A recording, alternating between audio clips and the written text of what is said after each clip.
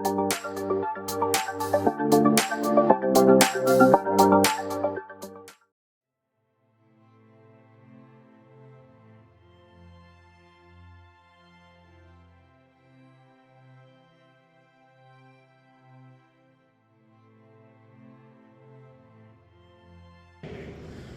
आपण आपल्यासारखा माणूस बनवू. देवानं बनवलेला माणूस शास्त्रात सांगितलं तो बिघड. बरं आता हा माणूस असावा तरी कसा? देवाच्या कल्पनेतला एक व्यक्ती, देवाच्या कल्पनेतला एक मनुष्य, हा माणूस कसा असावा? या पृथ्वी तलावरती त्यानं अनेक सेवक, अनेक संदेश, ज्यांनी प्रभावी सेवा केली, लोकांवरती आपल्या चमत्काराचा प्रभाव टाकला, बोलण्याचा प्रभाव टाकला. परंतु मनुष्याचा जो साचा असायला पाहिजे, की जो मनुष्य, बायबल सांगतो की माझ्या प्रतिरूपाचा मनुष्य, माझ्या कल्पनेतला मनुष्य. एकही कल्पनेतला मनुष्य सापडला नाही हो. आता देवासमोर मोठा प्रश्न निर्माण झाला. माणसाला तर मी निर्माण केलं, पण माणूसच नाही ना. उत्पत्तीच्या पुस्तकात दिलं, मनुष्य प्राण्याचा अंत करण्याचं देवानं ठरवलं. माणूस प्राणी झाला, माणसाचं माणूस पण हरवून गेलं, माणुसकी निघून गेली. मग आता कोणाला तरी या पृथ्वी तलावरती मनुष्य कसा असावा हे दाखवण्यासाठी देवाला आपल्या पुत्राला जगामध्ये पाठवावं लागलं. म्हणून तो माणूस झाला. देव माणूस बनला. काय इशू आला? माणूस म्हणून का जन्माला आला? देव असताना कसं काय माणूस झाला? माणसाचे गुणधर्म कोणते असले पाहिजे? माणूस कसा असला पाहिजे? आणि ती माणसावरती बोलण्याची छाप, विचार करण्याची छाप त्यानं सोडली. आणि म्हणून जेव्हा मनुष्याची गाठ येशू बरोबर पडली जाते, एक माणूस दुसऱ्या माणसाला भेटला जातो. मला माहिती की जेव्हा औरंगाबादला तुम्ही मला बोलवता, मी पण येतो, पण इथून गेल्यानंतर मी औरंगाबादमध्ये बऱ्याच लोकांच्या घरामध्ये गेलो आणि गेल्यावरती पुष्कळ लोक सांगायला लागले, नाही नाही, आमच्या घरातलं वातावरण बदलून गेलेलं आहे. पूर्वीसारखे आम्ही नाही राहिले. जेव्हापासून तुमचे संदेश ऐकतो, जेव्हापासून तुमचं वचन आम्ही युट्यूबवरती ऐकतो, आमच्या घरातलं वातावरण बदलून गेलं. आता विचार करा, मी तुमच्या घरी येत नाही, तुमची माझी भेट नाही, कुठेतरी टीव्हीवर तुम्ही बघता, कुठेतरी मोबाईलवरती तुम्ही पाहता. परंतु जेव्हा तुमची आणि माझी भेट मोबाईलवरती होते तर तुम्ही बदलता. प्रत्यक्ष तुमची भेट जेव्हा येशू बरोबर होईल तेव्हा किती मोठं परिवर्तन तुमच्या जीवनामध्ये होणार, काय चेंजेस होणार आहेत. आता येशू पृथ्वी तलावरती आला आणि त्यांना मानवाला पशुमधनं बाहेर काढलं. एक स्वभाव आहे पशुचे, पाशवी स्वभाव, हिंसा आहे, राग आहे, टोचून बोलणं आहे, अपमान करण्याची वृत्ती आहे, अनेक प्रकारचे स्वभाव आहे. परंतु या स्वभावामध्ये बदल व्हायला पाहिजे. मग त्यानं काय केलं माहिती का? तो माणसाच्या जवळ हृदयामध्ये जाऊन बसला. काल आम्ही ऐकलं, जक्क्याला म्हटलं, त्वरा कर खाली, आज मला तुझ्या घरी यायचंय. आता जक्कई पण एक माणूस आहे, पण एक माणूस दुसऱ्या माणसाला भेटला, येशू हे त्याचं नाव आहे. जेव्हा जक्कयाची आणि येशूची भेट झाली, काल आम्ही ऐकलं, याची माणुसकी हरवली की हो.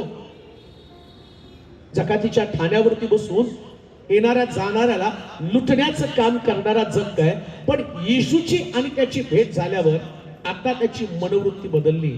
काय म्हणतो माहिती का? कुणाचं कुभांडानं घेतलं असेल, चौपट परत करतो.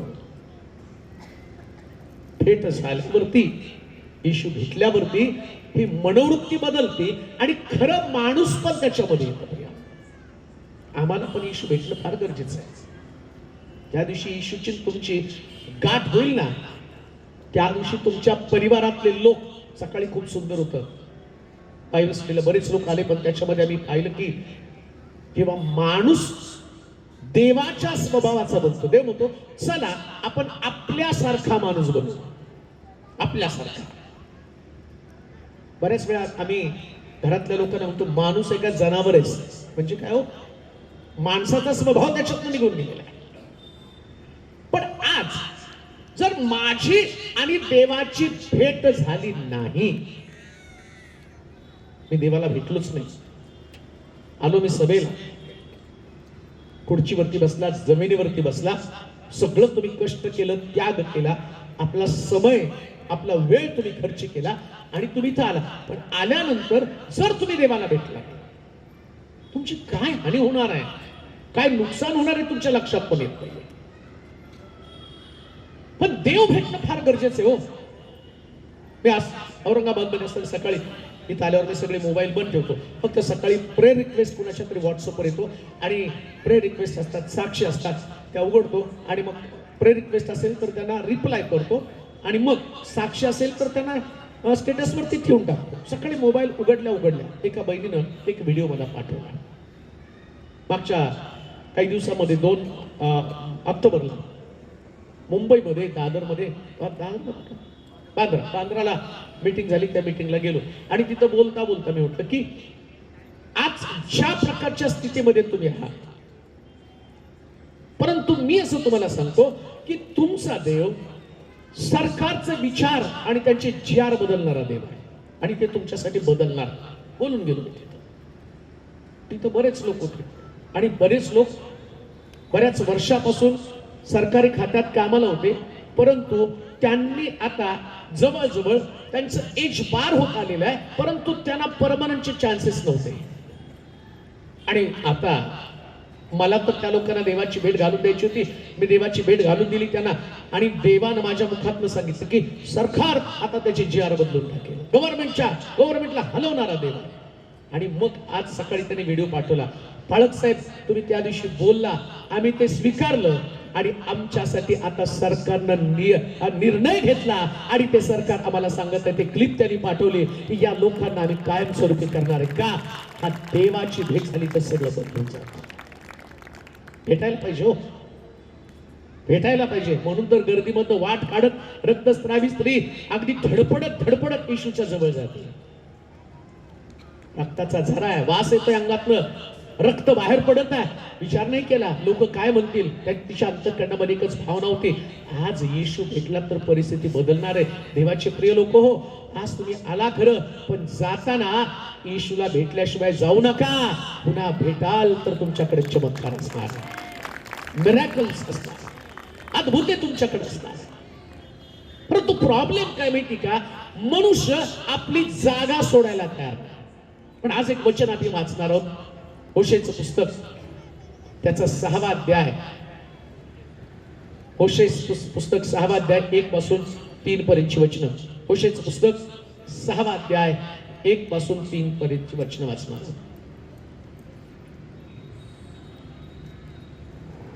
चला आपण परमेश्वराकडे परत जाऊ. चला आपण परमेश्वराकडे परत जाऊ, कारण त्याने आम्हास फाडिले आहे, त्यानं आम्हास फाडिला आहे व तोच आम्हास बरे करी. तोच आम्हास बरे करेल. त्याने आम्हास जखम केली त्यानं आम्हास जखम केली, आहे, तोच पट्टी बांधली. तोच पट्टी बांधेल. तो 2 दिवसात आमचे पुनर्जीवन करील. तो 2 दिवसात आपले पुनर्जीवन करील. 3ऱ्या दिवशी तो आम्हास उठून उभे करील. 3ऱ्या दिवशी तो आम्हास उठून उभं करेल आणि त्या समोर आम्ही जिवंत राहू. त्या समोर आम्ही जिवंत राहू. एकच गोष्ट आम्ही पाहणार आहोत, चला आपण परमेश्वराकडे परत जाऊ. चला आपण परमेश्वराकडे परत जाऊ. म्हणजे काय? एकदा आला होता परमेश्वराकडे, प्रभूकडे एक काळ आला होता, त्यास तुम्हाला देवाविषयीचं आतोनात प्रेम होतं, देव तुमची गरज होती, देवाशिवाय तुम्ही राहू शकत नव्हता. तुमच्या अंतःकरणामध्ये देवाविषयीची प्रार्थना, आराधना, विश्वास, सगळ्या गोष्टी मजबूत होत्या. परंतु कालांतरानं अशी काही परिस्थिती निर्माण झाली, मग कधी परिस्थिती बदलत असताना आर्थिक सुबत्ता पण येते, सगळ्या बाजूने आम्ही भक्कम होतो. कधी देवाकडे येण्याचं कारण काय माहिती का? मी पीडित झाल्यानं माझं बरं झालं, कारण त्यामुळं मी तुझा मार्ग जाण्याला शिकलो. पीडा आल्यावर मनुष्य देवाकडे येतो. जेव्हा त्याच्या जीवनातल्या पीडा निघून जातात, सगळं काही ठीकठाक होतं, त्यावेळेस त्याला देवाची आठवण येत नाही. म्हणजे पूर्वी तो देवाकडे आला होता, पण आता तो देवाचा मार्ग विसरून गेलाय ना. सुबत्ता असेल, चांगली परिस्थिती असेल, चांगली नोकरी असेल, गरजा पूर्ण झालेल्या, लग्नाच्या समस्येसाठी आला असेल, आता लग्न झाले असतील, लेकराच्या समस्येसाठी आला असेल, आता लेकर झाले असतील, परंतु आता तुम्ही देवाचा मार्ग सोडलेला आहे. आता देवाचा मार्ग सोडला, देवानं तुम्हाला आशीर्वाद दिले, देवानं तुम्हाला बरकत दिली, देवानं तुमचं लग्न केलं, देवानं तुम्हाला आर्थिक आशीर्वाद दिले, सगळं तुम्ही घेतलं आणि तुम्ही देवाचा मार्ग सोडला, तर देव सोडेल का? बायबल काय सांगतं माहिती का? अब्रामाला देवानं म्हटलं, चल माझ्या बरोबर, मी तुला दुधामधाच्या प्रदेशात शहरामध्ये घेऊन चाललेले. त्याने आपले गणगोत, आपले नातेवाईक सगळं काही सोडलं. परंतु जेव्हा असं लिहिलंय, तो चालत असताना देवानं त्याला समृद्ध केलं आणि अब्राम आपल्या बापामध्ये अडकून पडला आणि एका ठिकाणामध्ये त्याचा बाप आजारी पडला आणि अब्राम बापाची सेवा करत बसला. म्हणजे आवाजच विसरला देवाचा. कशासाठी बोलवलं, काय देव सांगत आहे, कुठं मला जायचंय, उद्देश काय, ध्येय काय, सगळं विसरून गेला. आता देवाला माहिती, या व्यक्तीनं फक्त माझ्याकडे लक्ष लावावं. ऐका, या जगामध्ये राहत असताना तुम्ही परिवाराचं ऐकत आहात, लेकरांचं ऐकत आहात, अधिकाऱ्याचं ऐकत आहात, पत्नीचं ऐकत आहात, पतीचं ऐकत आहात, भावाचं ऐकत आहात, बहिणीचं ऐकत आहात, मित्राचं ऐकत आहात. सगळे आवाज तुमच्या कानावरती पडतात. पण दुःखाची गोष्ट, ज्यानं तुमच्यासाठी पुत्र दिला, जो तुमच्यावरती प्रेम करतो आणि ज्यानं तुमच्यासाठी स्वर्ग तयार केला, त्याचा आवाज तुम्ही कधी ऐकत नाही. आणि अशा परिस्थितीमध्ये देव काय करतो माहिती का? त्याचा आवाज ऐकण्यासाठी यानं अब्रामाच्या बापाला तेरहला मारून टाकलं. जेव्हा तेरह मेला, तेव्हा अब्रामाला आठवलं, मला देवानं तेरहसाठी पाठवलं नाही, मला देवानं कनानासाठी पाठवलं नाही. तुमचं लक्ष तेरहकडे लागू देऊ नका. कनान हे तुमचं लक्ष असलं पाहिजे. दुधामधाचा प्रदेश कान देऊ नये का? आज जे तुम्ही आहात ते तुमचं आणि पोहोचण्याचं ठिकाण नाही, ते तुमचं डेस्टिनेशन नाही, ते तुमचा थांबा नाहीये, तो तुमचा स्टॉप नाहीये. जिथं तुम्ही थांबलेला आहे, खरा थांबा तुमचा वेगळा. विचार करा, अब्राम जर तेरह बरोबर तिथंच राहिला असता तर कान देऊ नये का? कधीच त्यानं इसाकाला पाहिलं नसतं, कधीच इस्माईलचा आशीर्वाद त्याच्याकडे आला नसता. अब्रामाची दोन मुलं, एक इसाक आणि दुसरा इस्माईल, एका संबंधानं म्हटलं, इस्माईलला म्हटलं, तुझ्यापासून मी मोठं राष्ट्र निर्माण करेल, आणि या इसाका संबंधानं म्हटलं, याच्यापासून एक महान राष्ट्र मी निर्माण करेल. कान देऊ नये का? जेव्हा तुम्ही देवाच्या मार्गामध्ये चालता, दोन गोष्टी तुमच्या जीवनात अनुभवायला मिळतं. एक तर मोठेपणा आणि दुसरी देवाची महानता. या दोन्ही आशीर्वाद तुमच्याकडे येण्यासाठी प्रभू तुमच्या कानावरती आवाज देत असतो आणि त्या आवाजाकडे तुमचं लक्ष लागलं पाहिजे. आणि तुम्ही थांबायचं नाही, तर देवाच्या वाणीकडे निघायचंय. देवाची वाणी ही तुम्हाला बोलवत आहे आणि ती सांगतील, आपलं ठिकाण सोडा. शास्त्र सांगतं, चला पुन्हा आपण देवाकडे जाऊया, पुन्हा जाऊया. पुन्हा एकदा त्याचा अनुभव घेऊया. आजची तुमची परिस्थिती आहे कशामुळे निर्माण झाली? देवाला वाटतं की तुम्ही त्याचा आवाज ऐकावा, तुम्ही त्याच्यावरती प्रेम करावं, त्याच्याशी बोलावं. हो, एकमेकाशी बोलण्यासाठी खूप समय घालवता, एकमेकावर चर्चा करण्यासाठी खूप समय घालवता, एकमेकाला तुम्ही खूप वेळ दिलेला आहे. एक गोष्ट तुम्हाला सांगू का? पती पत्नी एकमेकापासून विभक्त होण्याचं कारण काय माहिती का? ते एकमेकाला वेळ देत नाहीत. मग ती बायको म्हणते तुम्ही मला वेळ देत नाही, नवरा म्हणतो तुम्हाला वेळ देत नाही, आणि मग घटस्फोटापर्यंत प्रकरण जातं. का तर वेळ देत नाही. मुलं पण काय म्हणतात, आई वडील आम्हाला वेळ देत नाही, मग आम्ही मित्रांबरोबर वेळ घालवतो. वेळ न दिल्या कारणानं कुटुंब तुटलं जातं, लेकरं हाताबाहेर जातात. देवाला जर तुम्ही वेळ दिला नाही तर तुमची परिस्थिती हाताबाहेर जाणार नाही का? प्रॉब्लेम काय माहिती का? देवाला आम्ही कॅज्युअल केलं. आम्हाला असं वाटतं देव काय करतो स्वर्गामध्ये, आमच्या गरजांची पूर्तता करतो. देव काय करत आहे? सकाळी उठल्यापासून रात्री झोपेपर्यंत आम्ही देवाजवळ प्रार्थना करताना गरजेसाठी प्रार्थना करतो. आरोग्य दे, नोकरी दे, लेकरू दे, आमक दे, तमक दे, सगळं तर तुम्ही मागतच राहता देवाकडे. आणि देवाला वेळ द्यायच्या समयामध्ये काय दिला? देवासाठी वेळ तुमच्याकडे उपलब्ध आहे? नाही हो, देवाकडे वेळ तुमच्यासाठी नाही, समय देऊ शकत नाही मी देवाला. आणि देवाच्या समयावरती आम्ही हक्क गाजवतो, आमच्या वेळेला प्रभू आणि प्रभूने उत्तर दिलं पाहिजे. बरेच लोक म्हणतात, साहेब एवढे दिवस प्रार्थना करतो, देव माझी प्रार्थना काय करत नाही? ह्याची प्रार्थना ऐकतो, त्याची प्रार्थना ऐकतो, माझी प्रार्थना काय ऐकत नाही? विचार केला का कधी जाऊन? देवाला मी वेळ दिलाच नाही, प्रभूसाठी मी राखून राहिलोच नाही, कधी प्रार्थनेसाठी वेळ दिलाच नाही, कधी अभिषेक मिळावा, सामर्थ्य मिळावं, पवित्र आत्मा मिळावा, आत्मिक वरदान मिळावी, गुडघे टेकावेत, प्रार्थना करावी, मंदिरामध्ये जावं, ध्यान करावं, प्रभू समोर बसावं, देवाची वाणी ऐकावी, देवाशी बोलावं. अहो, तुम्हाला जेवढं वाटतं ना, तसं आता मी तुमच्याशी बोलतो, तुमचं आणि तुम्ही माझं बोलणं ऐकण्यासाठी मला माहितीये की तुम्ही इथे येऊन बसला आणि तुमची तयारी आहे. 10:30 वाजू द्या, 11 वाजू द्या, आम्ही ऐकणार आहोत. अहो, ज्याच्या विषयी मी बोलतो त्या व्यक्तीचं ऐकण्यासाठी तुम्ही एवढं वेळ देतात, त्याच्यासाठी एकदा वेळ देऊन बघा, तो किती तुमच्या जीवनामध्ये आशीर्वाद पाठवणार आहे, काय पद्धतीनं तुमची भेट घेणार आहे. आणि देव आपल्या पद्धतीनं लोकांना ताळ्यावरती आणण्याचं काम करतो. ते मला वाटत नाही की त्याच्या लोकांनी त्याच्यापासून अलिप्त असावं. त्याला वाटत नाही माझ्या लोकांनी माझ्या सानिध्यापासून दूर जा. माहिती का तुम्हाला, उधळ्या पुत्र आपल्या बापाच्या घरातनं गेला ना, उधळ्या पुत्राच्या बापाला ठाऊक होतं माझा मुलगा जगामध्ये गेल्यावर उद्ध्वस्त होऊन जाणार. त्यानं मित्रांना वेळ दिला. आता मित्रांना वेळ दिल्यावर मित्रांनी काय केलं? कसबिनीला वेळ दिला. कसबिनीने काय केलं? सगळी संपत्ती काढून घेतली. काय राहिलं त्याच्याकडं? काही राहिलं नाही प्रियानो. एक गोष्ट ध्यानात ठेवा, जेव्हा तुम्ही आपल्या बापाचं घर, देवाचं घर सोडता, तुमच्यासाठी फार मोठी संकट असतात. आणि शास्त्र काय सांगतं? पुन्हा एकदा विचार करा, चला आपण परमेश्वराकडे परत फिरू. देव आज वचनाच्या द्वारे तुम्हाला जाणीव करत आहे, नाही हे जग तुमच्यासाठी चांगलं ठिकाण नाही. ना तुमचे मित्र, ना तुमची नोकरी, ना तुमचा समाज, ह्या कोणत्याच गोष्टी तुमच्यासाठी चांगला नाही.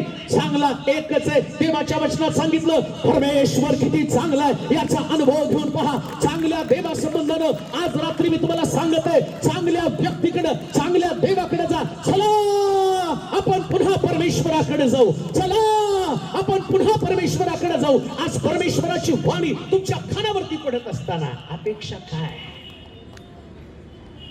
काय देवाची अपेक्षा? काय मागतो तुम्हाला तो? कोणत्या गोष्टी तुम्हाला त्यांनी मागितल्या? फक्त म्हटलं माझ्याकडे या ना. अहो, कष्टी व भाराक्रांत जनो तुम्ही सर्व माझ्याकडे. तो या म्हणतो. विसावा तर पाहिजे पण आम्हाला देवाकडे यायची इच्छा नाहीये.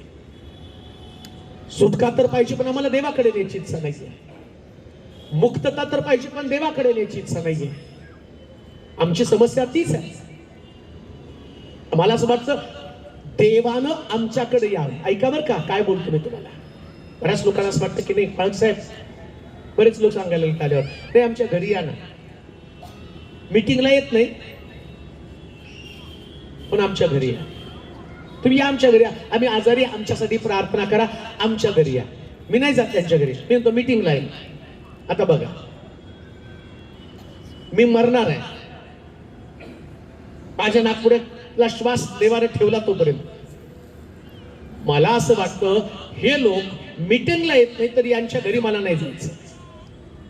आणि मला बरेच लोक सांगतात ना, पाळक साहेब तुम्हाला यांच्या घरी जेवायला जायचं, त्यांच्या घरी जेवायला जायचं. मी सगळ्यांना सांगत असतो, जे लोक मीटिंगला येतात त्यांच्याच घरी मी जेवायला जाणार. मी काय त्यांच्या घराचा रंग बघायला नाही जाणार. तुम्ही कुठला रंग दिलाय आणि तुम्ही काय कसलं पक्वान्न बनता आणि तुमची बायको सुगरण आहे का आणि तिला मटणाचं कालवण चांगलं येतं का आणि तिला करी छान येते का ते बघायला येत नाही.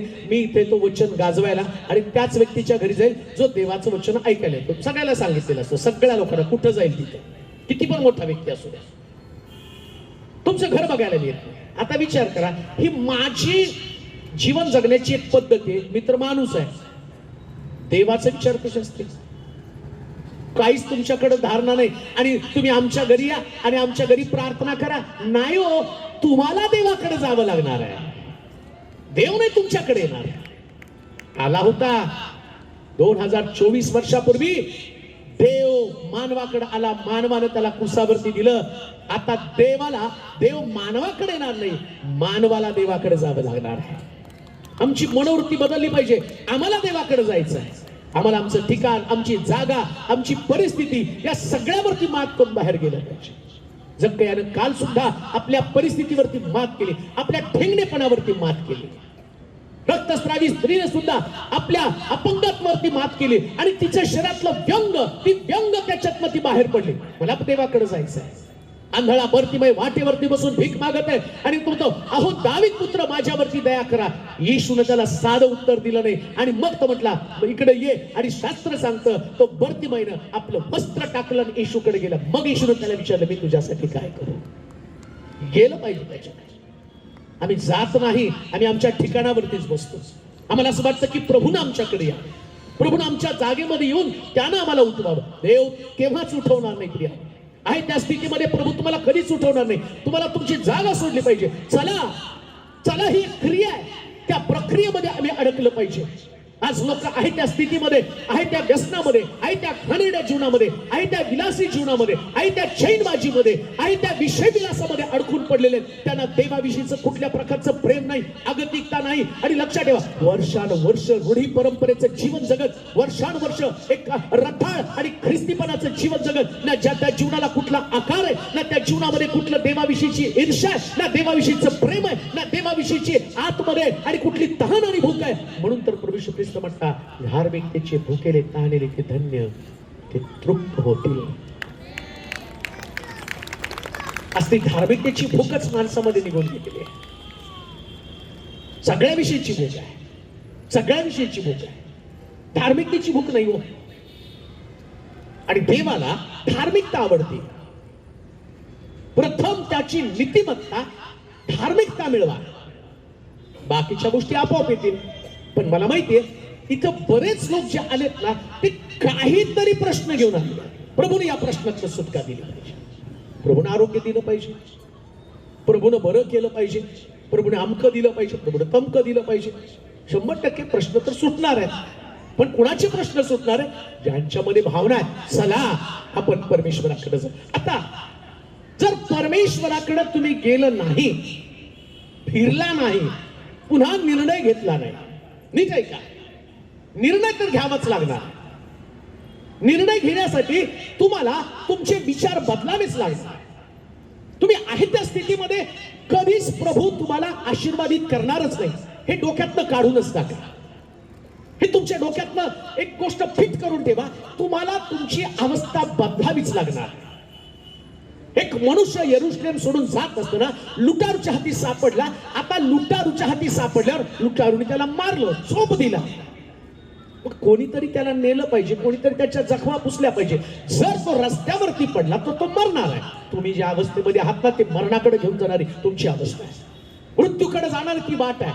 तुमचा हट्ट मनाचा, हे का मी आहे तसा खूप छान, दारूबाज आहे, व्यसनी आहे, तंबाखू खाणार आहे, सिगारेट ओढणार आहे, व्यभिचारी, जारकर्मी आहे, वादविवाद, भांडण करणारा, अहंकारी, ईर्ष्यावाद, मीपणानं ठासून भरलेला व्यक्ती, असा व्यक्ती आपली जागा सोडत नाही. आपला असला व्यक्ती आणि आपल्या मीपणामध्ये एवढा अडकून पडलाय, ना त्याच्यामध्ये नम्रता आहे, ना त्याच्यामध्ये संयम आहे, ना त्याच्यामध्ये चांगुलपणा आहे, ना त्याच्यामध्ये प्रेम करण्याची वृत्ती, ना त्याच्यामध्ये सहनशीलता आहे, ना त्याच्यामध्ये क्षमा करण्याची प्रवृत्ती. मग कसला मनुष्य तुम्ही आहात? आणि तुम्हाला देव म्हणत आहे, अरे उठ उठ, या अवस्थेमधनं उठ, या रागामधनं उठ, या द्वेषामधनं उठ, या मत्सरामधनं उठ, या व्यसनामधनं उठ. जोपर्यंत तू उठत नाही तोपर्यंत मी तुला झोपत राहील. एक गोष्ट ध्यानात ठेवा, परमेश्वराचा हात जेव्हा तुम्ही पाहाल, परमेश्वराचा हात साधा सुद्धा हात नाही असं सांगितलं देवाच्या वचनामध्ये. अरे त्याचा हात आपल्यावर पडण्याच्या अगोदर आपण त्याच्याकडे पळूया, आपण त्याच्याकडे वळूया. शास्त्र सांगतं देव तुमची वाट पाहतो, परंतु जास्त काळ वाट पाहणार नाही. एकदा परमेश्वर त्याच्या लोकांची भेट घेत असताना 120 वर्ष देवानं वाट पाहिली. त्यानंतर मात्र नोहाला म्हटलं आपलं कुटुंब घेऊन तारवामध्ये जा. औरंगाबादच्या लोकांनो एक गोष्ट ध्यानात ठेवा, प्रभू जास्त वाट पाहणार नाही. 1-2 परिवार, नोहाच्या परिवारासारखे 1-2 परिवार सापडतील, त्यांच्यासाठी तारू असणार आहे, त्यांच्यासाठी तारू असणार आहे. अन्यथा बाकीच्या लोकांसाठी जर काय असेल तर जसं संपूर्ण जगाचा पाण्याच्या द्वारे नाश झाला तसा नाश अटळ आहे. चला आपण परमेश्वराकडे परत जाऊ, चला आपण परमेश्वराकडे परत जाऊ. जीवन, मरण, शाप, आशीर्वाद सर्व तुमच्या समोर ठेवलेले आहेत. तुम्हाला निर्णय करायचा आहे, मला देवाकडे जायचं आहे. जाणं गरजेचं आहे, जाणं गरजेचं आहे. ती प्रार्थना करत बसू नका मला कोणतरी येऊन त्यातनं बाहेर काढेल. फार सोपं आहे हो ते म्हणणं. नाही पाळक साहेब बदलायची खूप इच्छा आहे. माझी दारू सुटतच नाही, माझी तंबाखू सुटतच नाही, माझा व्यभिचार सुटतच नाही. आणि तुम्ही देवाजवळ प्रार्थना करा मला दारू सुटावी म्हणून तुम्ही प्रार्थना करा. अहो सोडावी लागते ती. पकडली तुम्ही तुम्हाला सोडायचं. आम्ही धरतो आणि आम्ही म्हणतो कुणीतरी येऊन सोडावं. आपण उठा, आम्हाला उठायचं आहे. आमच्या स्वभावातनं, आमच्या खालीतनं, आमच्या दलदलीतनं आम्हाला उठायचं आहे. नाही उठला तर काय त्याच्या खाली वाचा वचन. हा होशेचं पुस्तक 6 अध्याय पहिलं वचन. चला आपण परमेश्वराकडे परत जाऊ, हा कारण त्याने आम्हास फाडिले आहे हा व तोच आम्हास बरे करी. त्याने आम्हास जखम बस, केली आहे. बस. जर देवाकडे गेलो नाही तर पहिली गोष्ट परमेश्वर काय करतो? फाडी. काय करतो? अहो बोला की औरंगाबादचे लोक, तुम्ही कानात मशीन घालून काढून विसरून आला का? बैरे बेरेत नाही. परमेश्वराकडे गेलो तर काय करतो तो? जोरात बोला, काय करतो? चला आपण परमेश्वराकडे जाऊ. वाचा परत वचन. ते बसवा त्याला. चला आपण परमेश्वराकडे परत जाऊ, चला आपण परमेश्वराकडे परत जाऊ, कारण त्याने आम्हास फाडिले कुणी आहे. फाडलं? का फाडतो देव? तुम्ही तिथेच बसता, दारू पीत बसलेला, तंबाखू खात बसलाय, मिस्त्री लावत बसलेला आहे. आणि काहीतरी त्या स्त्रिया आहेत ना, ते सांगतात पाळक साहेब सकाळी उठलं ना मिस्त्री लावत लावत तुमचं वचन ऐकतो. सकाळी उठल्यावर पहिले मिस्त्री लावते आणि टीव्ही लावते आणि टीव्हीला तुमचं वचन लावते. बाई लावतीच कशाला टीव्ही? मिस्त्रीच लावत बसणार का? देवानं तुला फाडल्यावर एकदा कॅन्सर झाला ना, मग हे फुटलं, हे फाडलं ना, मग तुझ्या लक्षात येईल. मग म्हणा पाळक साहेब कॅन्सर झाला आणि आता डॉक्टरनं सांगितलंय कॅन्सरचं ऑपरेशन. तुम्ही प्रार्थना करा ऑपरेशन टळावं. फाडण्याची वाट बघता, फाडण्याच्या अगोदर परमेश्वराकडे वळूया. फाडण्याच्या अगोदर परमेश्वराकडे वळूया. दारू पिऊन पिऊन एक दिवशी लिव्हर सडून जाणार. आज तुमचं आतमध्ये काय चाललं तुम्हाला कळत नाही. देव जो आहे ना तो काय करतो? 120 वर्ष नोहाला सांगितलं सांगत रासू वरता, सांगत रासू वरता, सांगत रासू वरता. आज मला वाटतं या ग्राउंड वरती माझी 3री सभा. असं नोहानं सांगितलं तसं मला पण आमचे ब्रदर दादू मामा ते इथं बोलवतात, विनोद वगैरे ते बोलवतात आणि म्हणतात साहेब सांगा सांगा सांगा. आणि मी सांगत राहतो आणि काही दारुडे दारू पित राहतात. देव त्यांचं लिव्हर फाडत राहतो. कातर लावलेली आहे लिव्हरला, कातर लावलेली तुमच्या तोंडाला, कातर लावली तुमच्या हार्टला.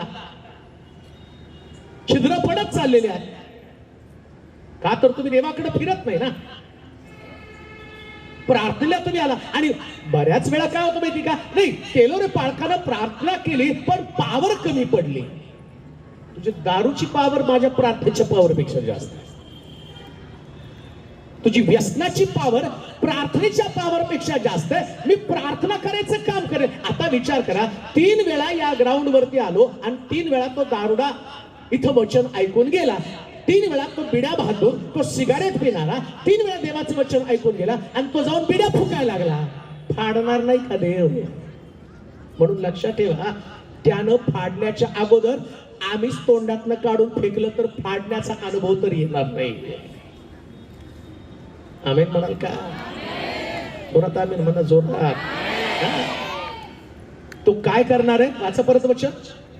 हा चला आपण परमेश्वराकडे परत जाऊ, कारण त्याने आम्हास फाडिले आहे. काय केलं देवानं?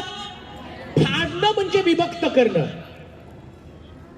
टेलर कापड फाडतो म्हणजे कापड कुठं एकमेकाला जोडलेल्या धाग्याला तो विभक्त करत असतो. नीट ऐका बरं का, मी काय तुम्हाला सांगणार आहे, कसं तुमच्या परिवारामध्ये हा फाडण्याचा अनुभव तुम्हाला येणार आहे. नीट ऐका, मी नुसतं व्यसनाविषयी बोललो. परिवार जर देवाकडे परत आला नाही, परिवारातले लोक जर देवाकडे परत आले नाही, काय तुमची हानी, काय तुमचं नुकसान होणार आहे. बायबल सांगतो तो फाडतो. काय फाडतो? परिवार फाडतो. परिवारातल्या लोकांना देवाचं महत्वच नाही हो. एवढं लक्झरी लाईफ, एवढं लक्झरी जीवन, खाणं पिणं ऐशाराम, ना मंदिराची ओढ आहे, ना देवाच्या वचनाची ओढ आहे, ना परमेश्वराची ओढ आहे, ना देवाकडे वळण्याची ओढ आहे.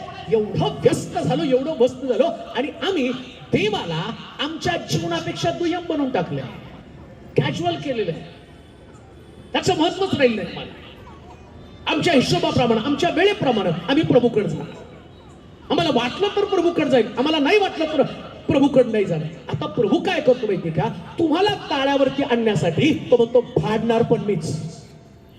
फाडणं म्हणजे तोडणं, विभक्त करणं, कापड कापणं. आता तुम्हाला पवित्र शास्त्रातलं उदाहरण सांगतो.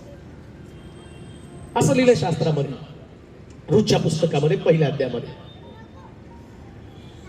बेथेलेम यहूदामध्ये दुष्काळ पडला आणि नामीनं बेथेलेम यहूदा सोडला आणि ती मोवाबामध्ये गेली. मोवाबामध्ये गेली. मोवाब म्हणजे चैनबाजी. बेथेलेम यहूदा, बेथेलेम म्हणजे भाकरीचं घर, यहूदा म्हणजे स्तुतीस्तवन. यहूदा म्हणजे स्तुतीस्तवन आणि बेथेलेम म्हणजे भाकरीचं घर. तिने बेथेलेम सोडलं आणि यहूदा पण सोडलं. दोन्ही गोष्टी सोडल्या. देव कधी फाडतो ते तुम्हाला मी सांगत. ऐका बरं का औरंगाबादच्या लोकांना. किती वाजता आले आज लोक? दादा मामा किती वाजता आले?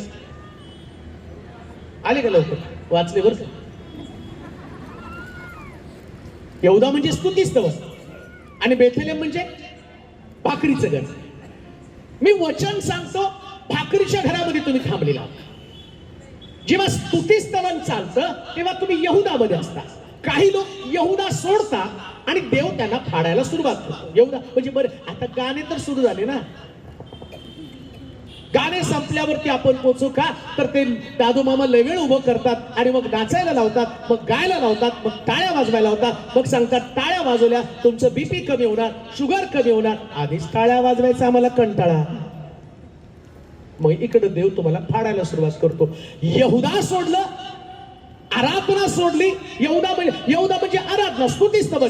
जे लोक देवाच्या मंदिरामध्ये या दोन गोष्टीला सोडतात, एक पण गोष्ट दोन्हीपैकी सोडता कामा नये. आराधनेचा वेळ आराधनेला तुम्हाला गेलंच पाहिजे, परमेश्वराच्या भावनात गेलंच पाहिजे, धन्यवाद केलाच पाहिजे, परमेश्वराची स्तुती केलीच पाहिजे.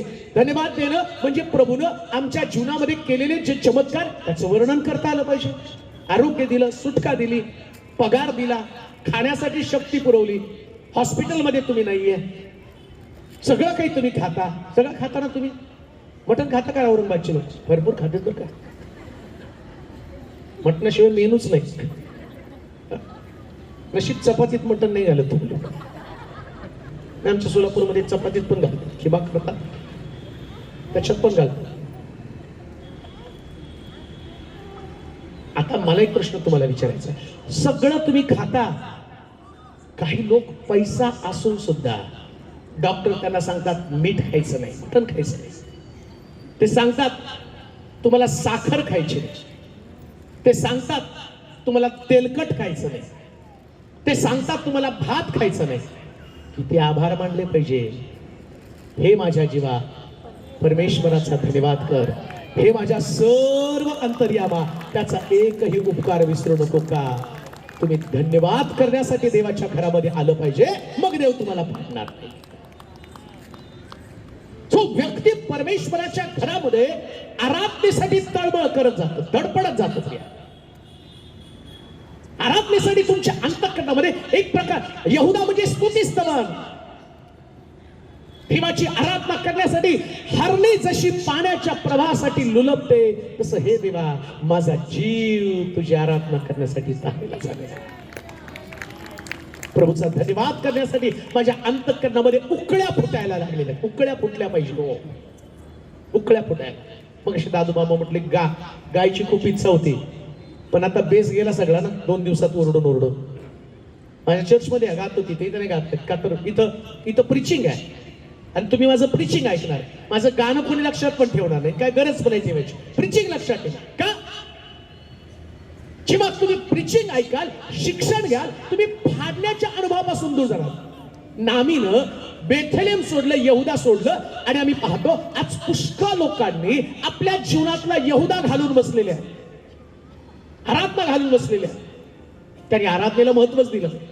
अजून एक गोष्ट तुम्हाला सांग, स्वर्गामध्ये एकही प्रीचर नसणार आहे, स्वर्गामध्ये एकही आरोग्य देणारा नसणार आहे, हिलर्स पण नसणार आहे, पण स्वर्गामध्ये आराधक मात्र असणार आहे. स्वर्ग आराधकांचा स्वर्ग आहे, आराधकांचा स्वर्ग आहे.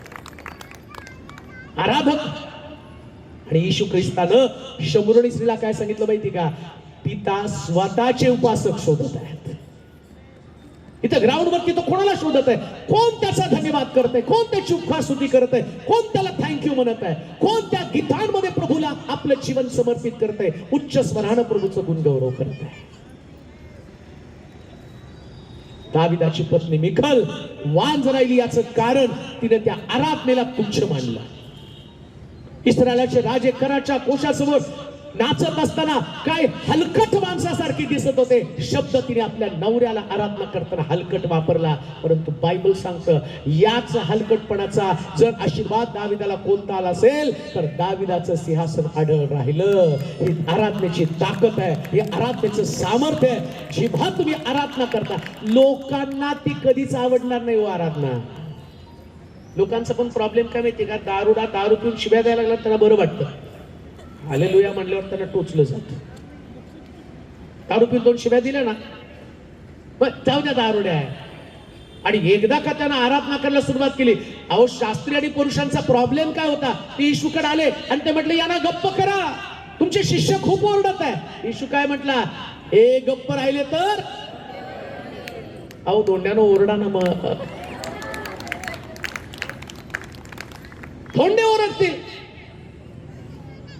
यरीहोचा तट कोसळण्याच्या पाठीमाग देवानं त्या लोकांना सांगितलं यरीहो तेव्हा कोसळेल, 6 दिवस तुम्ही प्रदक्षिणा मारा, पण 7व्या दिवशी प्रदक्षिणा मारताना नुसती प्रदक्षिणा मारू नका, जय घोष करत प्रदक्षिणा मारा. का? जेव्हा तुम्ही जय घोष कराल तेव्हा यरीहोचा तट कोसळला जाईल. ही ताकद आहे, आराधनेची ही ताकद आहे, आराधनेचं हे सामर्थ्य आहे. लक्षात ठेवा, तुमच्या घरामधलं दारिद्र्याचा तट, तुमच्या घरातला कर्जाचा तट, तुमच्या घरामध्ये असणारा आजारपणाचा तट, तुमच्या घरामध्ये असणारा डिप्रेशनचा तट, या तटाला जर कोसळायचा असेल तर आराधनेची शक्ती वापरली जाणं गरजेचं आहे. अन्यथा तो तुम्हाला फाडेल आणि त्यानं फाडलं तर दुसरं कोणी रिपेअर करणार नाही. म्हणून औरंगाबादच्या लोकांनो आता ते दिवस येऊ द्या की जेव्हा तुम्ही आराधनेसाठी गर्दी कराल आणि पुढच्या वर्षी जर परत इथं सभा झाली तर लक्षात ठेवा या ग्राउंड वरती एक सुद्धा व्यक्ती रिकामा असू नये. त्यानं देवाची आराधना करत स्वर्ग पृथ्वी तलावरती आणावा, देवाचं सामर्थ्य आराधनेच्या द्वारे आणावं. आणि जेव्हा आराधना केली जाईल त्या भूत निघतील, लंगडे चालतील, आंधळे पाहतील, कॅन्सर पासून मुक्त होतील. परमेश्वराचं सामर्थ्य, परमेश्वराचा अभिषेक आराधनेच्या द्वारे येणार आणि तिथे लोक बरे होणार. एवढंच नव्हे, आराधनेच्या सामर्थ्याच्या द्वारे दारुडे दारूपासून मुक्त होणार, तंबाखू खाणारे तंबाखूपासून मुक्त होणार. वाया गेलेली लेकरं देवाच्या मंदिरामध्ये नाचून उड्या मारून त्यांचं परिवर्तन, त्यांचं जीवन बदललं, त्यांची परिस्थिती बदलली. आमची लेकरं पानाच्या टपरीवरती नसतील, आमची लेकरं वाद्य वाजवत असतील, आमची लेकरं त्यांच्या हातामध्ये सुरा नसतील, आमच्या लेकरांच्या हातामध्ये बायबल असेल. ते दिवस येतील आराधनेच्या द्वारे, आराधनेच्या द्वारे प्रभूचं सामर्थ्य, प्रभूचं अनुग्रह, प्रभूची कृपा आम्हाला प्राप्त होणार आहे. पण शास्त्र सांगतं त्यानं जखमा करण्याच्या अगोदर आम्ही म्हणावं चला आपण परत फिरूया, चला आपण आराधनेकडे वळूया. आराधनेचं सामर्थ्य आता निघून गेलं, आता परत एकदा आराधनेचं सामर्थ्य आणूया. परत एकदा आराधनेचं सामर्थ्य. भविष्यामध्ये औरंगाबादला लोकांनी ओळखावं तर त्यांनी म्हटलं पाहिजे सगळ्यात भारी आराधना औरंगाबाद मध्येच होती.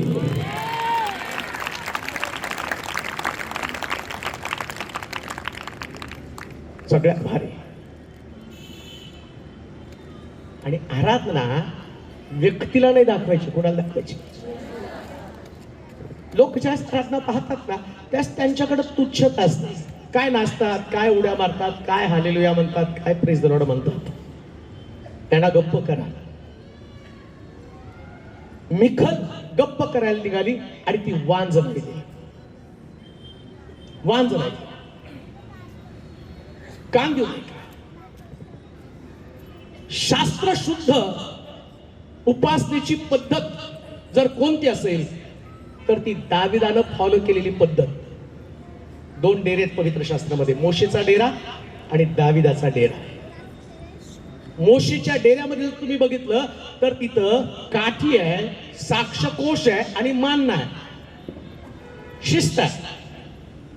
दाविदाच्या डेऱ्यामध्ये 3 पाळ्यामध्ये आराधना, 3 पाळ्या, 8-8 तासाचे जसे ड्युट्या लागतात ना, तसं दाविदाच्या डेऱ्यामध्ये 8-8 तास उपासना करणारे लोक होते, आराधना करणारे लोक. एकाची पाळी संपली की दुसरे लोक यायचे, ते परमेश्वराची आराधना करायची.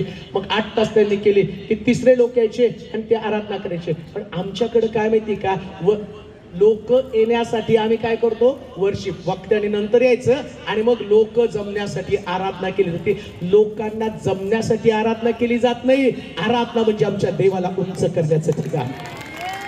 आराधनेचा समय म्हणजे प्रभूला बलवान करण्याचा समय, उंच करण्याचा समय. आता तिनं बेथलेम सोडलं, यहुदा सोडलं, बेथलेम पण सोड. ऐका, कधी देव फाडतो?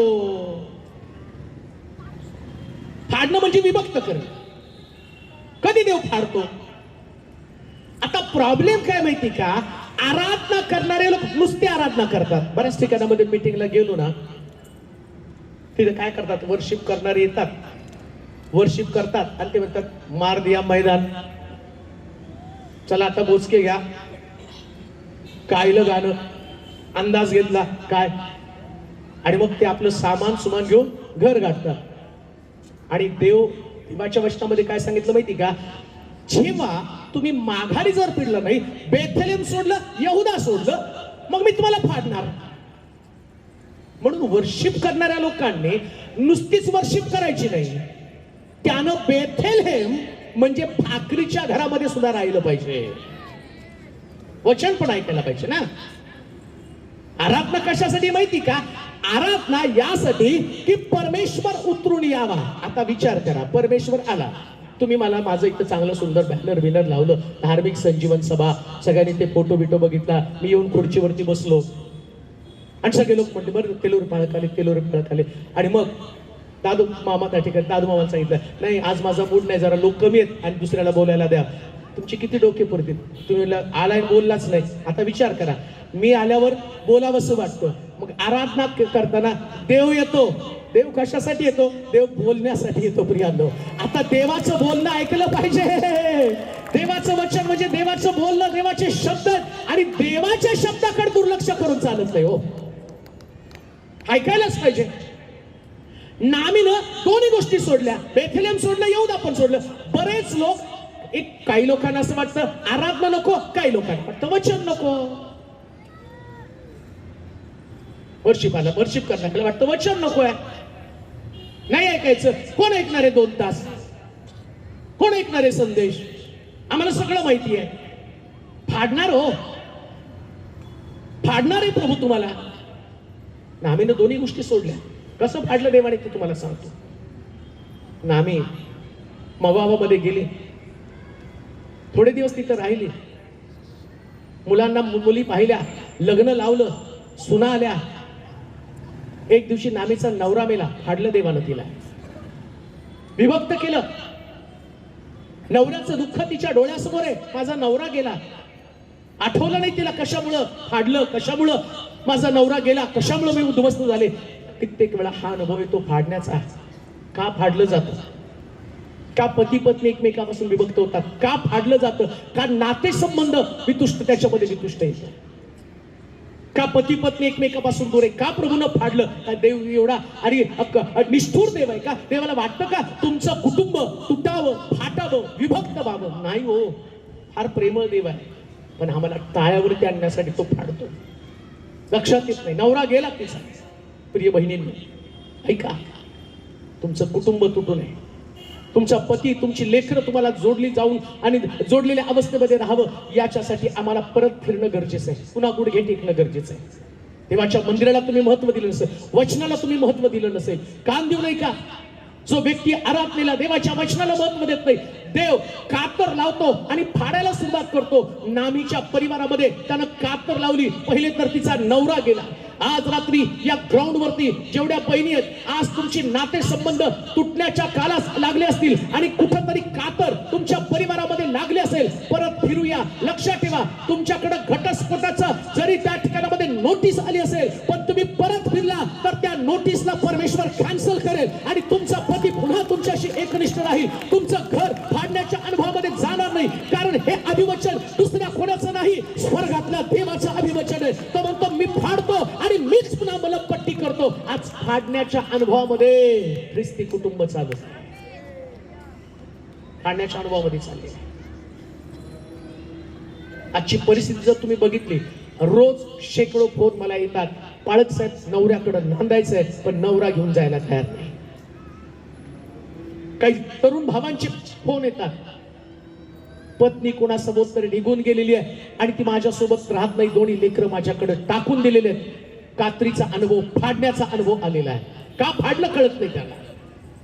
वेळीच सावरलं असतं, वेळीच लक्ष दिलं असतं धार्मिकतेकडे, वेळीच आपल्या पत्नीला घेऊन देवाच्या मंदिराकडे गेला असता, वेळीच आपल्या पत्नीला घेऊन देवाच्या घराकडे गेला असता. लक्षात ठेवा, देवाचं वचन जोडण्याचं काम करतं. जेव्हा तुम्ही अलिप्त होता तेव्हा सैतान फाडण्याचं काम करत आहे. म्हणून यहोशुआ म्हणतो, मी आणि माझं घराणं तर परमेश्वराची सेवा करेन.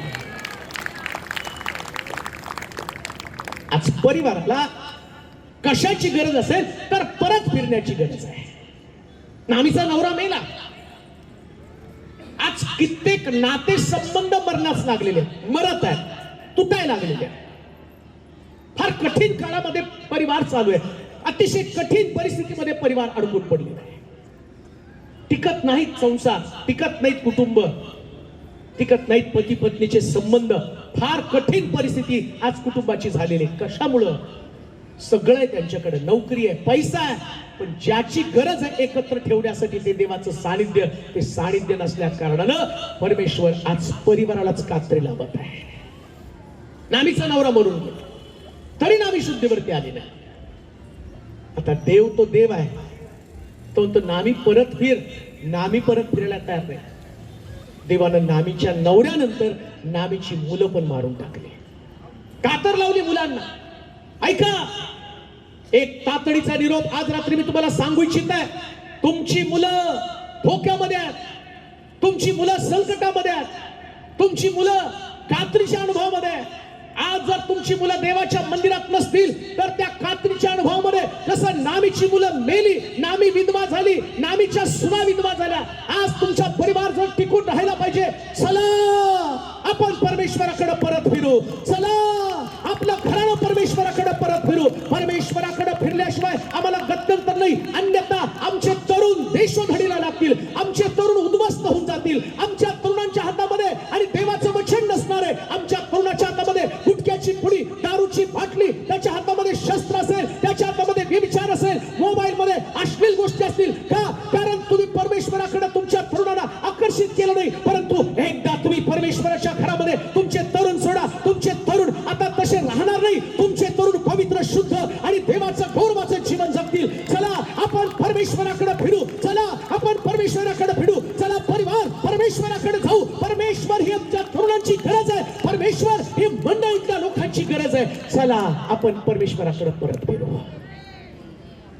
गरज आहे ती. चांगलं घर बांधून ठेवलं, मुलांना चांगल्या सरकारी नोकऱ्या पण तुम्ही लावल्या, रिटायरमेंटचा पैसा तुम्ही त्यांच्या हातामध्ये दिला. पण किती पालकानं आपल्या तरुण लेकराच्या हातामध्ये पवित्र शास्त्र दिला आणि त्याला सांगितलं, बाबा रिटायरमेंटचा पैसा तुला काही वर्ष पुरेल, पण शास्त्र तुला अनंत कालसाठी पुरणार आहे. याच्यासाठी तुला समर्पित होणं गरजेचं आहे. जेव्हा तुम्ही हे बोलाल ना, तुमचे तरुण मरणात्मक जीवनाकडे प्रवेश करतील. फार सोपं आहे. बिघडल्यावर बाळक साहेब प्रार्थना करा. माझी तळमळ काय माहिती का? रोज माझी तळमळ असते, प्रभू यांना त्याच्यात बाहेर काढ. दिसतंय मला, काय दिसतं माहिती का?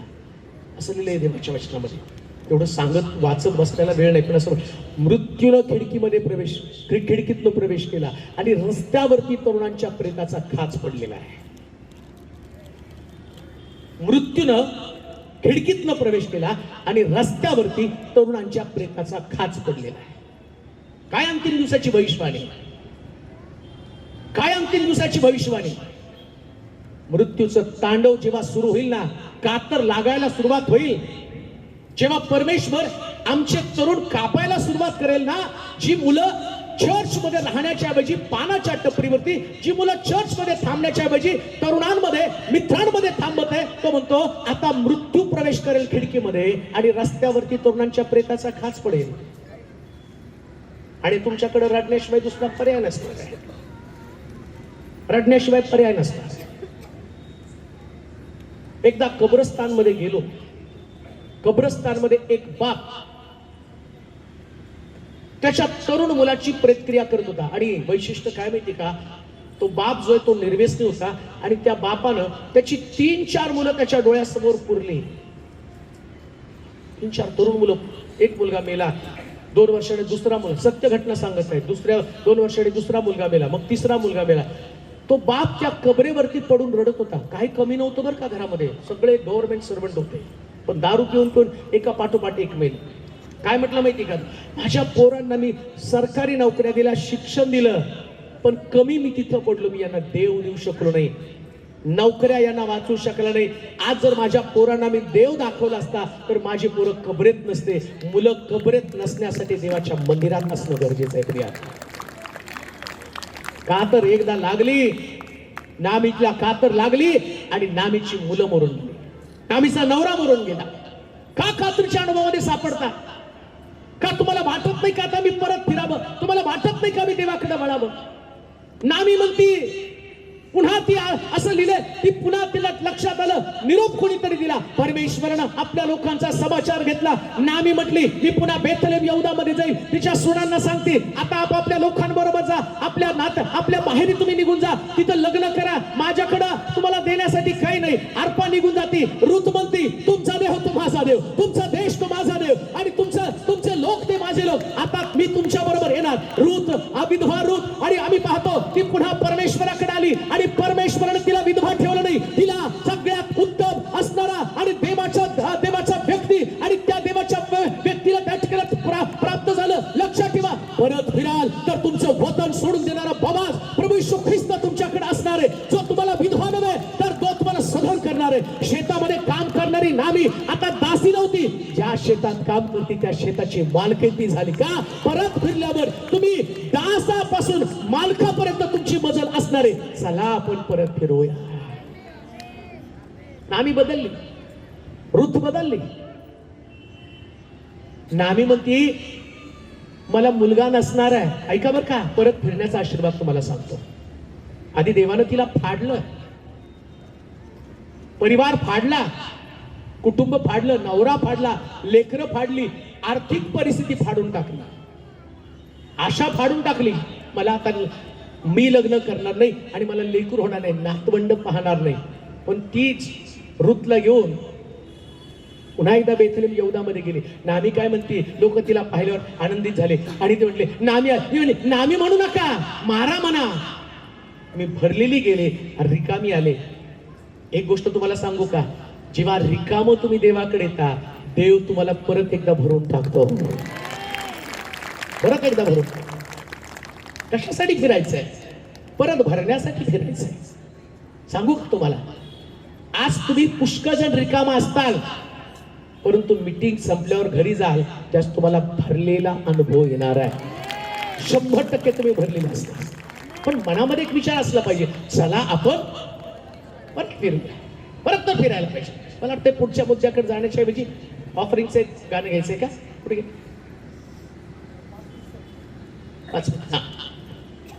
चला आपण परत फिरूया.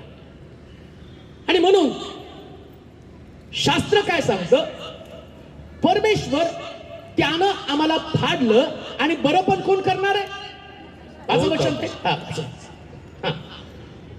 माझं वचन, चला आपण परमेश्वराकडे परत जाऊ, कारण त्याने आम्हास पाडिले आहे व तोच आम्हास बरे करील. कोण बरं करणार आहे? फाडतो कोण? कोण फाडतो? जरा जोरात बोला. 100%. कोणी फाडलं? मग एकमेकाला का तुम्ही दोष देता? याच्यामुळं माझ्या घराचं नुकसान झालं, याच्यामुळे माझ्या पोराचं नुकसान झालं, हे सून आल्यामुळं माझं घर तुटलं. बऱ्याच लोक सांगतात नाही, सून आल्यापासून घराची सगळी व्यवस्था बिघडली. नाहीतर लई व्यवस्था होती. एक तर तुम्हाला पोरी कोण देत नव्हतं, पांढऱ्या पाण्याची, काळ्या जिभेची.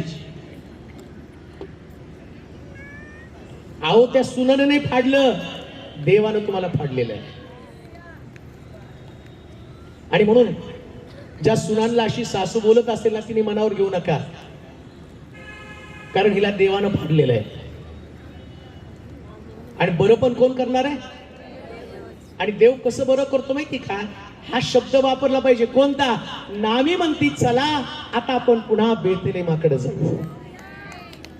जेव्हा तुम्ही बेथलेमाकडे फिरण्याचा निश्चय कराल ना, देवाच्या घराकडे जाण्याचा निश्चय कराल, इकडं परमेश्वर तुमच्या फाडलेल्या ठिकाणामध्ये पट्टी बांधायचं काम करत असतो. देवाला पट्टी बांधायला आवडते. आमेन म्हणाल का?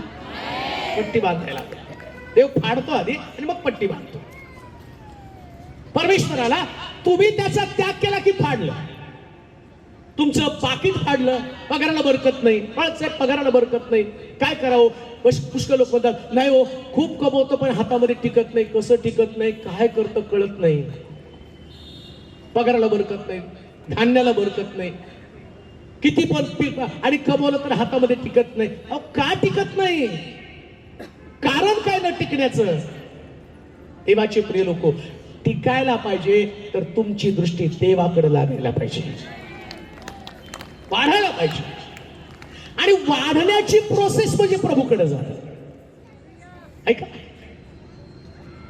विधवेच्या घरामध्ये तिचं पीठ संपायला लागलं. ऐका बरं का, विधवेच्या घरामधलं पीठ संपायला लागलं. एलिया गेला आणि एलिया तिला सांगतो, बाई मला जरा पाणी घेऊन ये ना, पाण्याला जर येता येता भाकर घेऊन ये. त्याची काय म्हणते माहिती का? बाबा शेवटची भाकर म्हणजे आता संपणार आहे. देवानं फाडलं केलं, बरोबर भाकर, एवढीच भाकर आहे. ही भाकर मी खाणार, माझा मुलगा खाणार आणि मरून जाणार. आता एलिया काय म्हणतो माहिती का तिला? ती भाकर तू खाऊ नकोस, मला आणून दे, मी भाकर खातो, मग तुझा मुलगा खाईल आणि तू खाईल, तू मरणार नाही. देव फाडलेल्या ठिकाणामध्ये मलमपट्टी करणार आहे. अशी मलमपट्टी करतो, तुमची भाकर एलियाला दिली, देव मलमपट्टी फाडलेल्या ठिकाणामध्ये भरपार करायला सुरुवात करतो. पाकिट फाटलं, आर्थिक घडी विस्कटली, तुमची परिस्थिती हाताबाहेर चाललेली आहे, आर्थिक आशीर्वाद तुमच्याकडे नाहीत. बऱ्याच लोकांना काय वाटतं माहिती का? आर्थिक आशीर्वाद देण्यासाठी काही लोक मला सांगतात, मलाही माहित नाही जास्त एवढं, पण लोक म्हणतात कोणती वचन आहे तो पाळत साहेब आमचं पाकिट भरलं जावं. आजारी पडल्यावर असतो नाही का, मृत्यू छायेच्या दरीतून जात असलो तरी मी, ते मरायला लागल्यावर बरोबर वचन आठवतं. कधी मृत्यू छायेच्या दरीतून जात असलो तरी मी अरिष्टास भिणार नाही, कारण तो माझ्या बरोबर आहे. आजारी पडलं, 39 माराच्या फटक्याने मला आरोग्य प्राप्त होतं. आता लोक इतके हुशार आहेत ना, त्याला एक वचन सांगा ना आमच्याकडे बरकत यावी. वचन सांगा. वचन सांगितल्यानं बरकत येत नाही, वचन पाळल्यानं बरकत येते. पोपट बोलल्याने नाही होते, काय पोपटाचं भविष्य नाही. आला तो, चिठ्ठी काढली आणि दिली, तसं काय मी तुमचा भविष्याचा पोपट नाही. तुम्ही आला, आमचं वचन सांगा आणि माझ्या घरामध्ये बरकत येईल. कशी बरकत येणार आहे? कशी बरकत येणार? तुमची भाकर येईल याच्या हातामध्ये दिली पाहिजे. तुमची भाकर फाडा, तुमचं पोट फाडा ना. आम्ही आमचं पोट फाडत नाही. आमचे लोक एवढे हुशार आहेत ना, ते म्हणतील एलियाच्या पोटातली पण भाकर काढा. आमची तर भाकर लांब राहू द्या, एलियाच्या पोटातली भाकर काढून आम्हाला द्या. लक्षात घ्या, आज जी गोष्ट मी तुम्हाला सांगत आहे, जाता जाता एक 5 मिनिटाचा ब्रेक घेण्याच्या अगोदर मी तुम्हाला सांगत आहे, परमेश्वर तुम्हाला फाडण्याच्या अनुभवामध्ये नेत आहे. कशासाठी? मलमपट्टी करण्यासाठी. आज रात्री तुम्हाला देव फाडणार आहे, पण कान देऊ नाही का? यासाठी फाडतो, तुमची एक भाकर घेऊन तुमच्याकडे 3.5 वर्षाचा पुरवठा यावा. ही मलमपट्टी आहे तुमच्यासाठी, ही मलमपट्टी. काही लोकांना कळत नाही की प्रभूनं फाडण्याच्या अनुभवामध्ये आम्हाला न्यावं आणि फाडता फाडता देवानं मलमपट्टी करावी, आमच्या जखमा काढून टाकाव्या. परमेश्वराकडे फिरणं फार गरजेचं आहे. फाडण्याच्या अनुभवामध्ये कदाचित आज रात्री तुम्हाला त्या फाडण्याच्या अनुभवामध्ये देव नेत असेल, परंतु काम देऊ नये का? जेव्हा देव तुम्हाला फाडण्याच्या अनुभवामध्ये नेतो त्यास देव तुम्हाला अधिक पटीनं परत करत असतो. अधिक पटीनं 100% कितीतरी पटीनं परत करतो. एक छोटंसं उदाहरण सांगतो, पवित्र साक्ष जी माझ्या जीवनामध्ये घडली, मी पाहिली होती. मला आठवतं की मी चर्च चालवत असताना मला चर्चमध्ये एक कीबोर्ड एक कोंगो घ्यायचा होता. त्या कोंगोची किंमत त्यावेळेस काहीतरी मला वाटते 2,500 रुपये, ती हैदराबादवरून होता, छोटासा एक कोंगो. मी चर्चसाठी घ्यायचा होता, माझ्याकडे पैसे नव्हते. मग मी मंडळीमध्ये अनाउन्समेंट केलं, म्हटलं तुम्हाला काय मदत करायची तर करा. कोणीतरी एकाने मला 500 रुपये आणून दिले, मग अजून एकाने 500 रुपये आणून दिले, मग एकाने 200 रुपये आणून दिले. एक सिस्टर होत्या आणि त्यांनी 1200 रुपये माझ्या हातामध्ये आणून दिले. मग 100 रुपये इकडून तिकडून ऍडजस्ट केले, 2500 रुपये घेतले आणि मी गेलो आणि कोंगो घेऊन आलो. आणि कोंगो घेऊन घरी पोहोचलो आणि मग त्या सिस्टरला सांगितलं, सिस्टर तुम्ही 1200 रुपये दिले आणि मग त्यांनी 500 दिले, यांनी 500 दिले, 100 रुपये एकाने दिले आणि एवढा सुंदर कोंगो आले. आज जरा 2 मिनिटं थांबा, माझं चुकलं हो. मी 1200 रुपये दिले आणि त्याच्यानंतर तुम्ही हैदराबादला निघून गेला कोंगो आणण्यासाठी. आणि दुसऱ्या दिवशी पोस्टमन आला आणि त्यानं सांगितलं तुमचे LICचे 12,000 रुपये आले. हो, 1200 रुपये दिले, 12,000 आले. ते 2.5 द्यायला पाहिजे होते, 25,000 आले असते. देव कात्री लावतो, फाडतो कशासाठी? मलमपट्टी करण्यासाठी. जे तुमचं गेलं ते तुम्हाला परत मिळण्यासाठी. हे देवाचं का? चला आपण परत फिरूया. आज रात्री गोष्ट तुम्हाला सांगू का? तुमचे आर्थिक आशीर्वाद काहीतरी अडलेले आहेत. तो देवा आशीर्वाद दे, आशीर्वाद दे, आर्थिक सुबत्ता दे. कुठेतरी तुमचा चेक अडलाय, कुठेतरी शेताची विक्री अडली, काहीतरी तुमचं आर्थिक आशीर्वाद अडलेले आहेत. आणि अडतच का माहिती का? देवाला माहितीये यांना फाडल्याशिवाय मला मलमपट्टी करतायत. आधी फाडावं लागतं ना, मग मलमपट्टी. मग प्रभू काय करतो? फाडण्याच्या अनुभवामध्ये तुम्हाला नेतो. आता फाडण्याच्या अनुभवाची प्रोसेस मी तुम्हाला सांगत आहे. तुमचं काहीतरी अडलंय, काहीतरी तुमच्या नोकरीचे आशीर्वाद अडलेले, काहीतरी तुमच्या जीवनामध्ये असं अडलंय, त्याला मोकळं करण्यासाठी आज रात्री जेव्हा परमेश्वर तुमच्याशी बोलत आहे, 100% मी तुम्हाला सांगतो बरं का, मी असं बोलायचं म्हणून प्रीचिंग कधी करत नाही. तसलं प्रीचिंग मला आवडत पण नाही. उगाच लोकांना काहीतरी सांगायचं, हे करायचं, तसं नाही. जेव्हा तुम्ही त्या फाडण्याच्या अनुभवामध्ये जाता, मला आठवतं मी आता चर्च बांधते. चर्च बांधत असताना एक व्यक्ती, तो दर महिन्याला मला जो 3 लाख 2 लाख अशी मदत करतो चर्च बांधायला. मुंबईचा व्यक्ती, तो मला मदत करतो दर महिन्याला 2 लाख 3 लाख असं बोलवतो. सामान्य माणूस तो, सांगतो कोणाला माझं नाव सांगू नका. आणि तो व्यक्ती मला मदत करतो. आणि एक दिवशी त्याच्या कारखान्याला आग लागली, सगळा कारखाना जळून राख झाला आणि त्याला मोठं प्रेशर आलं. सगळं आता कसं काय परत मला उभं राहणार, एवढं सगळं मिळवलेलं. आणि मग त्यानं मला कॉल केला, म्हटलं पावसाहेब कारखान्याला आग लागली, सगळा कारखाना जळून गेलेला आहे, 20 वर्षाची माझी मेहनत वाया गेलेली आहे, आता मी परत उभं करतोय, परंतु माझ्यासाठी प्रार्थना करा. आणि मग मी प्रार्थना केली. म्हटलं देवा, गेली 20-22 वर्ष या व्यक्तीनं हा कारखाना उभा केला. 20-22 वर्षामध्ये त्यांनी पुष्कळ कमवलं आणि कमवल्यातलं त्या सगळा भाग तुला देत आलेला आहे. त्यानं चर्चच्या उभारणीसाठी सुद्धा पुष्कळ मदत केलेली आहे. माझी प्रार्थना आहे म्हटलं देवा, जेव्हा कारखाना उभा राहील, जेवढं यानं 20 वर्षात कमवलं नाही तेवढं 1 वर्षामध्ये याला उत्पन्न मिळू दे. आणि मी तशी प्रार्थना केली, पुन्हा त्याच्याकडे गेलो आणि त्याने काय सांगितलं माहिती का, पाळक साहेब, तुम्ही जशी प्रार्थना केली ना, जेवढं 20 वर्षात मी कमवलं नाही तेवढं 1 वर्षात देवाने मला दिलं. तो फाडतो आणि तो मलमपट्टी सुद्धा करतो. तो फाडतो आणि तो मलमपट्टी सुद्धा करतो. फाडण्याचा अनुभव असणार आहे. चला आपण परमेश्वराकडे परत फिरू.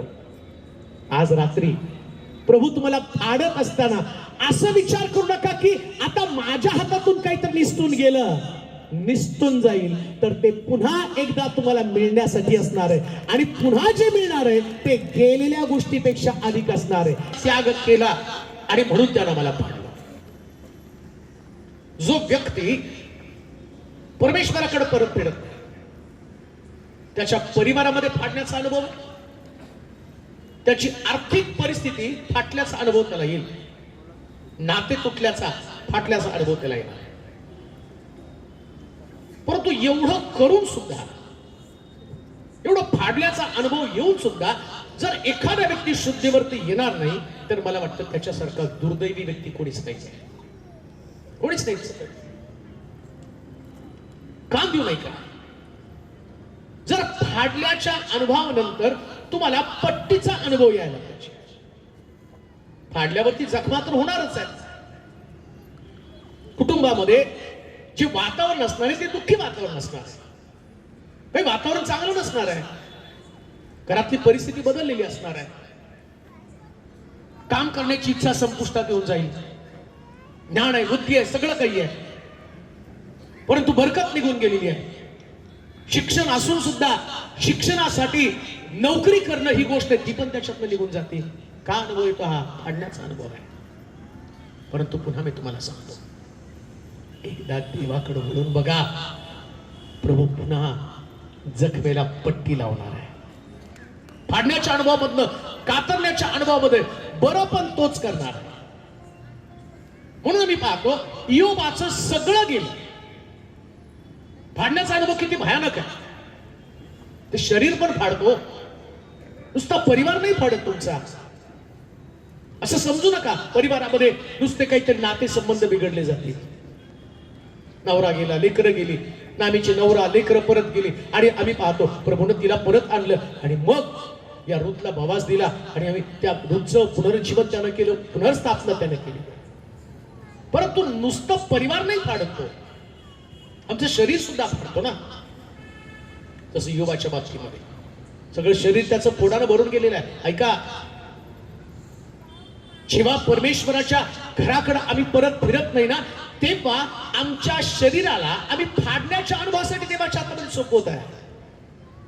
आणि देव जर फाडायला त्याने सुरुवात केली ना, एकही अवयव सुरक्षित राहणार नाही. किडनीला प्रॉब्लेम येईल, डोळ्याला प्रॉब्लेम येईल, लिव्हरला प्रॉब्लेम येईल, हार्टमध्ये प्रॉब्लेम येईल, ब्लडमध्ये प्रॉब्लेम येईल, पायामध्ये प्रॉब्लेम येईल, गुडघ्यामध्ये प्रॉब्लेम येईल, तळव्यामध्ये प्रॉब्लेम येईल, शोल्डरमध्ये प्रॉब्लेम येईल. देव फाडते हो. परमेश्वरानं फाडायला सुरुवात केलेली आहे. परमेश्वर आमचं शरीर फाडतो. ऐका, शरीर देवानं दिलेली सगळ्यात मोठी संपत्ती आहे आणि या संपत्तीला जर कुठे सुरक्षित ठेवायचं असेल तर ते फक्त देवाच्या घरामध्ये सुरक्षित राहतात, बाकी कुठं सुरक्षित नाही. म्हणून दावीद म्हटला, जो परात्पराच्या गुप्तस्थळी बसतो तो सर्व समर्थाच्या सावलीत. हे गुप्तस्थळ आहे जिथं तुमचं शरीर फाडण्याच्या अनुभवामध्ये जाणार. म्हणून लक्षात ठेवा, शरीर चांगलं आहे तोपर्यंत देवाच्या घराकडे जाण्याचा प्रयत्न करा. ऐका, चांगले शरीर तोपर्यंत धावपळ करा. तुम्हाला गुडघेदुखीचा त्रास होऊ नये ना, आता तुमचे गुडघे शाबूत आहेत तोपर्यंत परमेश्वराच्या घराकडे उड्या मारत जा. जेव्हा तुम्ही देवाच्या घराकडे जाण्यासाठी विलंब लावता, मग परमेश्वर गुडघ्यामध्ये प्रॉब्लेम फाडायला सुरुवात करतो. धन्य ते लोक परमेश्वराच्या घरामध्ये. असं लिहिलंय, सुंदर नामे धर्माच्या लंगडा भिकारी मित्र म्हणतो माझ्याकडे सोनं रूप काही नाही, जे आहे ते तुला देतो. ऊट येशूच्या नावाने चालू लागतो. मंदिरामध्ये उड्या मारत मारत गेला प्रिया. जखमा पण त्याच्या. म्हणून फाडण्याचा अनुभव आमच्यासाठी धोकादायक आहे. दुसरी गोष्ट, तो फाडतो. अजून काय करतो? वाचा हौशेचं पुस्तक 6 अध्याय. त्याने आम्हा जखम केली, त्यानं फाडलं आणि काय केलं? त्याने आम्हा जखम केली आहे व तोच पट्टी बांधली.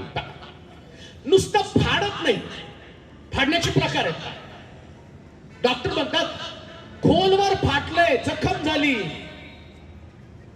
कधी कधी देव सुरुवातीला तुम्हाला थोडस फाडतो, पण लोक एवढे रगेल असतात ना, थोडस फाडून सुद्धा जागेवर येत नाही. मग देव म्हणतो असं फाडतो की जखम झाली पाहिजे. आता जखम झाली तर मलमपट्टी देव करणार आहे.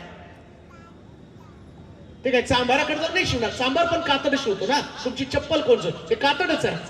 आमचं काय होतं माहिती का, जखम करतो देव आणि डॉक्टरकडे जाण्याच्या वेळी चांभाराकडे जातो. जखम देवाने केली, कुठे लक्षात येत आहे? समस्या कुठे आहे? देवाकडे न गेल्या कारणानं समस्या निर्माण झाली. आम्ही वकिलाकडे जातो, आम्ही डॉक्टरकडे जातो, आम्ही लिगल ऍडवायझरकडे जातो, आम्ही कोर्टामध्ये जातो, आम्ही सल्लागार लोकांकडे जातो, पण आम्ही देवाकडे जात नाही. आमचा प्रॉब्लेम. काय करावं पाळक साहेब? बरेच लोक मला, पाळक साहेब जरा थोडंसं मार्गदर्शन करा, माझा नवरा मला खूप त्रास देतोय, पोलीस चौकीत जाऊ, कोर्ट करू? बाई मी प्रार्थना करतो, मला सल्ला का विचारते? पोलीस चौकीत जाऊ का?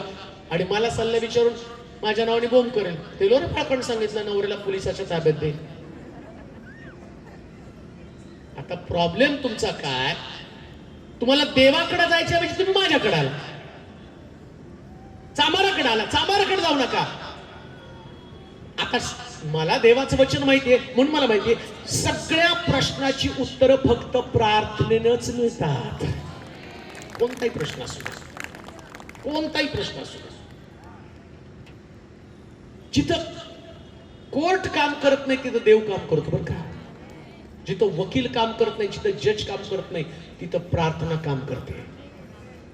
जखम करणारा व्यक्तीच मलमपट्टी करणारा. ऐका आता काय सांगतो मी तुम्हाला. जर जखम लवकर मलमपट्टी केली नाही, ऐका काय सांगतो मी तुम्हाला, जर जखमेला लवकर मलमपट्टी केली नाही ना तर बॅक्टेरिया बसतात आणि जखम सडायला लागते. आणि एकदा जखम झाली आणि ती सडली ना तुमचं सगळं शरीर तुम्हाला कापावं लागतं, सगळं शरीर तुम्हाला तोडावं लागतं. पायाला ज्याला शुगर आहे ना त्याच्या पायाला जखम झाली, लवकर बरी नाही झाली ना, हळूहळू गँग्रीन वाढत जातं आणि शेवटी गुडघ्या इतकं, मग मांडीपासून कापावं लागतो. अनेक लोकांची समस्या तीच आहे, वेळीच लक्षात येत नाही. अरे प्रॉब्लेम मी काय देवाकडे वळलो नाही आणि मग परमेश्वर तुमचं सगळं शरीर आणि तो म्हणतो जखमेला पट्टी केली नाही, देवाच्या घराकडे गेला नाही, भावनाकडे गेला नाही आणि तुमची परिस्थिती हाताबाहेर जाऊ लागते. मग आम्ही पाहतो जसं योबाची मुलं गेली, त्याची संपत्ती गेली, त्याची लेख आणि त्याच्या कुटुंबामधलं एक एक व्यक्ती गेला आणि त्याची उंट्या गेली, त्याच्या गाडवी गेल्या, शरीरातलं आरोग्य गेलं, जखमा वाढत चाललेल्या. एक गोष्ट ध्यानात ठेवा, जे तुम्ही प्रभूकडे परत फिरत नाही, जखमेला मलमपट्टी करत नाही, तुमच्या जखमा वाढणार आहे, परिवारामध्ये तुमच्या समस्या वाढणार आहे, आर्थिक प्रश्न वाढतील, कौटुंबिक कलह वाढतील, कुटुंबामधलं सगळं व्यवस्था बिघडून जाईल आणि पाहता पाहता तुम्हाला समजणार नाही आता पुढे काय करू. पुष्कळ लोक आजारपणाला कंटाळून ते आत्महत्या करतात. तसंच तुमच्या परिवारा संबंधानं होईल. तुम्हाला असं वाटेल आता जगण्याला अर्थ नाही, घरातली सगळी व्यवस्था बिघडून गेली. परंतु लक्षात घ्या आता मलमपट्टी करण्यासाठी आपण प्रभूकडे जाऊ, कारण प्रभूला माहितीये नक्की जखम कुठे झाली. तो खरा सर्जन आहे, दुसरा कुणाला तुमच्या प्रश्नाचं उत्तर मिळणार नाही. पण ज्याच्याकडे तुमच्या प्रश्नाचं उत्तर आहे एकदा त्याच्याकडे जाऊन पहा, पुन्हा एकदा सगळी व्यवस्था नीट होणार आहे. जसं योबा संबंधानं म्हटलं, हा योग या ठिकाणामध्ये त्याचं सगळं शरीर फोडानं भरलं ना, 2 वर्ष दुःखात घालवलेला योग. त्याची बायको त्याला म्हणते काय सत्व धरून राहिला, मरून जा, धार्मिकतेमुळे तुला एवढा त्रास व्हायला लागलेला आहे. त्याच्या बायकोला असं वाटलं धार्मिकता, त्या धार्मिकतेच्या जखमीनं माझं घर उद्ध्वस्त करून टाकलं. धार्मिकतेमुळे त्याला त्रास नव्हता. कसला त्रास होता त्याचं ती गोष्ट मी तुम्हाला सांगतो. 2 वर्ष योबाने एवढा संघर्ष केला. नंतर योबाचे मित्र योबाकडे आले आणि बायबल सांगतं योबानं आपल्या मित्रांसाठी प्रार्थना केली आणि देवानं त्याच्या दुःखाचा परिहार केला, योग्य ठिकाणामध्ये केला. प्रार्थना नव्हती हो, धार्मिकता त्याच्याकडे कमी नव्हती, देवानं त्याच्या नीतिमत्व संबंधानं सांग. योबासारखा नीतिमान व्यक्ती पृथ्वी तलावर दुसरा कोणी नाही. पण योबाची प्रार्थना बंद झाली होती ना, त्याच्यामुळे त्याची जखम वाढत चाललेली होती. लेकरं गेली, संपत्ती गेली, आता शरीरामध्ये जखम झाली, सगळं शरीर फोडानं भरलेलं आहे. योबाच्या लक्षात आलं, पत्नी पण त्याला नाव वाटायली. बघा आता ती बायको सुद्धा सांगते मरून जा. एक गोष्ट सांगू का तुम्हाला, ज्यावेळेस तुम्हाला जास्त संकट येतं ना, ना बायको तुमची ना नवरा तुमचा आहे. नवऱ्याला पण बायको नको असते आणि बायकोला पण नवरा नको असतो. हे वास्तव सांगतो तुम्हाला, जे अनुभव मी या दिवसात घेत आहे ना, ज्या गोष्टी मी पाहताय, ती परिस्थिती इतकी भयानक आहे. ज्याच्यावर तुम्ही प्रेम करताना तुम्ही त्या व्यक्तीच्या शरीरावरती प्रेम करता, पण शरीरच साथ देत नसेल ना तर तुमच्या शरीरावरती प्रेम करणारं कोणी नसतं. योबाच्या बाबतीमध्ये तसंच घडलं. सात्विक व्यक्ती, नीतिमान व्यक्ती, पण आता त्याचं शरीर सडून चाललं तर बायको म्हणते मरून जा. हे वास्तव तुमच्या जीवनातलं आहे. पण योब त्याने आपल्या बायकोच्या शब्दाकडे लक्ष नाही दिलं, त्यानं पुन्हा देवाची प्रार्थना करायला सुरुवात केली. शास्त्र काय सांगतं, देवानं त्याचं शरीर बालकासारखं सुंदर केलं. तो जखम करतो आणि तो पट्टी पडला. तो काय पट्टी लावली हो. त्याची बायको आधी म्हणत होती हा फोडीने भरलेला नवरा मला नकोय. पण आता देवाने त्याला एवढा हँडसम बनवला की लहान लेकराच्या कातडीसारखी कातडी केली. अहो जखम झाली तर कोणाकडे जाऊ नका, जो तुमची जखम दुरुस्त करणार आहे त्या देवाकडे तुम्ही जा. म्हणून लक्षात ठेवा, जखमा तुमच्यासाठी चांगल्या नाहीत, जखमा तुमच्यासाठी चांगल्या नाहीत. या जखमेवरती उपचार करा. जखम जास्त चिकटळू देऊ नका. काहीतरी एक प्रश्न तुमच्याकडे असा आहे की त्या प्रश्नाला पाहून तुम्ही देवाकडे फिरलं पाहिजे. हा प्रश्न आलेला, एक समस्या तुमच्या जीवनामध्ये आहे, एखादी अडचण तुमच्या जीवनात आली, त्या एका अडचणीसाठी तुम्ही देवाच्या घराकडचा त्याग करू नका, प्रार्थनेचा त्याग करू नका. समस्या असणार आहे तुमच्या रोजच्या जीवनात, तुमच्याकडे प्रश्न असणार. बरेच लोकांच्या मध्ये त्यांचा विश्वास आहे ना, तो विश्वास कमजोर होण्याचं कारण काय की त्यांच्याकडे एक समस्या आली, एक प्रॉब्लेम आला, त्या देवाने माझा प्रॉब्लेम सोडवला नाही. मग तुमची जखम वाढत चालली. प्रार्थना करायला पाहिजे ना. योबानं जर तेव्हा 2 वर्षापूर्वी प्रार्थना केली असती तर योबाची कदाचित परिस्थिती बदलली असती, एवढं सगळं नुकसान नसतं झालं. का तुम्ही प्रार्थना करत नाही, का तुम्ही आणि पुन्हा एकदा देवाकडे वळत नाही? तुम्ही देवाच्या घराकडे तोंड केलेलं आहे, पाठ केलेली आहे, जात नाही देवाच्या घराकडे. प्रार्थनेची गुडघे तुम्ही बंद करून टाकलेले आहेत, विश्वास ठेवण्याचं तुम्ही बंद करून टाकलेलं आहे, देवाची आराधना करण्याचं बंद करून टाकलेलं आहे. साक्षमय जीवन तुमच्याकडे नाही. प्रभूला ज्या गोष्टी तुमच्याकडनं अपेक्षित आहे त्या गोष्टीकडे तुम्ही दुर्लक्ष करून टाकलेलं आहे. जखमा वाढत चाललेल्या आहेत आणि त्या जखमीकडे तुमचं लक्ष नाही. तुम्ही बाकीच्या गोष्टी तपासत आहात. तुम्ही म्हणता या व्यक्तीमुळे झालं, नोकरी गेल्यामुळं. अहो नोकरी गेली कशामुळं? का नोकरी गेली? नोकरी लागत नाही. का नोकरी लागत नाही? तुम्ही प्रयत्न करता, तुमच्या प्रयत्नाला यश येत नाही, उपवास केले, सगळं केलं, तरी पण कसं काय नोकरी लागत नाही? जखम तर पाहा ना, कुठली जखम आहे, कशासाठी ती जखम झालेली आहे, त्या जखमेची खोली किती आहे, त्या जखमेला बरं करणारा कोण आहे, कोण तो सर्जन आहे, कोण माझ्या जखमेला मलमपट्टी करणार आहे? तुम्ही मुलाला दोष देता, तो आळशीच आहे, त्याला नोकरी लागत नाही, तो फेल्युअर आहे, अपयशी आहे, सक्सेस त्याच्याकडे येत नाही. अहो कुणाला दोष देऊ नका. दोष मुक्त करणाऱ्या देवाकडे जा. जेव्हा त्याच्याकडे तुम्ही जाल ना, दाविदाचा अनुभव आहे, त्यानं धुळीतनं काढून मला राजगादीवरती बसवलं, धुळीतनं काढून राजगादीवरती बसवलं. रडू शकला असता, म्हणू शकला असता दावी, काय माझ्या बापानं माझं चांगलं केलं, सगळी भावंड उच्च पदावरती गेली, मोठमोठ्या जागेवरती त्याला देवा आणि बापानं स्थापित केलेलं. आणि तो असं पण म्हणू शकला, मी देवाची आराधना करतो, उपासना करतो, सगळं काही करतो, आणि मला देवानं सामान्य काम, मेंढर चालण्याचं काम दिले नाही. त्याला माहिती जखम कोणी केली आणि या जखमेला उपचार पण कोण करणार आहे. इकडं तिकडं कुठं गेला नाही. त्या होतं म्हणतो, माझ्या मनामध्ये फक्त एकच ध्यास लागलेला आहे, माझं मन परमेश्वराच्या दर्शनासाठी उत्सुक आहे. त्याला ठाऊक आहे, आज जर माझी अवस्था बदलणार कोण असेल तर स्वर्गातला देव. त्यानं परमेश्वराचं मंदिराचं महत्व जाणून घेतलं आणि परमेश्वर बात जखमेला मलमपट्टी करण्याचा समय आला. शमूएलाला तो सांगतो, इशायाच्या घरामध्ये जा, त्याचा एक मुलगा आहे आणि त्या मुलाला मी राजा करणार आहे. सगळ्या मुलांकडे पाहिलं, परंतु जखम ज्याला झाली त्यालाच देवानं मलमपट्टी केली. पुन्हा मी तुम्हाला सांगतो, आज रात्री जखम तुम्हाला असेल तर मलमपट्टी पण देव तुम्हालाच करणार. ज्याच्याकडे जखम नाही त्याला मलमपट्टी होणारच नाहीये. तुमच्याकडे जखम आहे तर तुम्ही एक्साइटेड व्हा, कारण परमेश्वर आज तुम्हाला मलमपट्टी करणार आहे, आज तुमच्या जखमा भरून काढणार आहे. आणि एवढंच नव्हे हो, अशी भारी जखम सुकणार आहे, अशी भारी जखम सुकणार आहे. योबाची जखम अशी सुकली की बायबल सांगतं, त्या लहान लेकरं येऊन त्याची कातडी, योबाच्या कातडीला चेक करत होते, तर असं म्हटलं, लहान लेकरासारखी देवानं योबाची कातडी केली. कान देऊ नये का? परमेश्वर तुमच्या बाबतीमध्ये हीच गोष्ट करणार, परमेश्वर तुमच्या बाबतीमध्ये हीच गोष्ट करणार आहे. तुमच्या परिवारासाठी देव याच गोष्टी करणार आहे. आज तुम्ही आर्थिक परिस्थितीमध्ये असाल, तुम्ही कर्जामध्ये किती पण अडकलेले असाल, किती मोठं कर्ज तुमच्याकडे असू द्या, मी जो तुमच्या समोर उभा आहे ना, आमचं घर सगळ्यात जास्त कर्जबाजारी होतं. आमचे वडील दारू पिणार होते ना, त्यावेळेस पगार घरी आणत नव्हते. आमची आई 4 घरची धुणं भांड्याची काम करायची. 4 लेकरं, वडील दारू पिणारे, घर चालवणं फार मुश्किल होतं. त्यावेळेस ती काय करायची माहिती का? 4 आणे 2 आण्यानं व्याजानं पैसे काढून यायचे. ते व्याज भरण्याची ताकद नव्हती तर सावकार आमच्या घरातले भांडे घेऊन जात होते, घरातली एक वस्तू सुद्धा ठेवत नव्हते, सगळं काढून घेऊन जात होते. आणि मला तर आठवतं, घरामध्ये कपडे सुद्धा सावकार घेऊन गेले होते, एवढ्या जखमा झाल्या होत्या. आणि जेव्हा मी ते घरातली परिस्थिती बघायचो त्यावेळेस देवाला प्रश्न करतो, देवा एवढ्या दारिद्र्य कुटुंबात ठेवलंस, काही भविष्यच नाहीये, कुठल्याच प्रकारच्या गोष्टीमध्ये आशा नाहीये, रोज घरामध्ये वादविवाद, दारासमोर सावकार येऊन तमाशा करत आहे, इतकं लाचारीचं घाणेरडं जीवन तो आमच्या वाटेला दिलं. मी आई वडिलांना पण बोलताना रागवून बोलतो, जन्माला का घातलं? जर तुम्हाला आम्हाला सांभाळणं होत नाही, आमची व्यवस्था तुम्हाला नीट करता येत नाही, तुम्ही आम्हाला जन्माला का दे? देवाला सुद्धा प्रश्न विचारतो, देवा असलं जीवन द्यायचं होतं तर मरण का दिलं नाही? परंतु लक्षात ठेवा, माहित नव्हतं की कुठं जायला पाहिजे. देवाचा दास आमच्या घरी आला, त्यानं वचन सांगितलं आणि कळलं आम्हाला देवाकडे फिरणं गरजेचं आहे. जेव्हा देवाकडे फिरलो, एक दिवशी कपडे सावकार नेत होता, आता सगळे चांगले चांगले लोक कपडे आणून देतात का?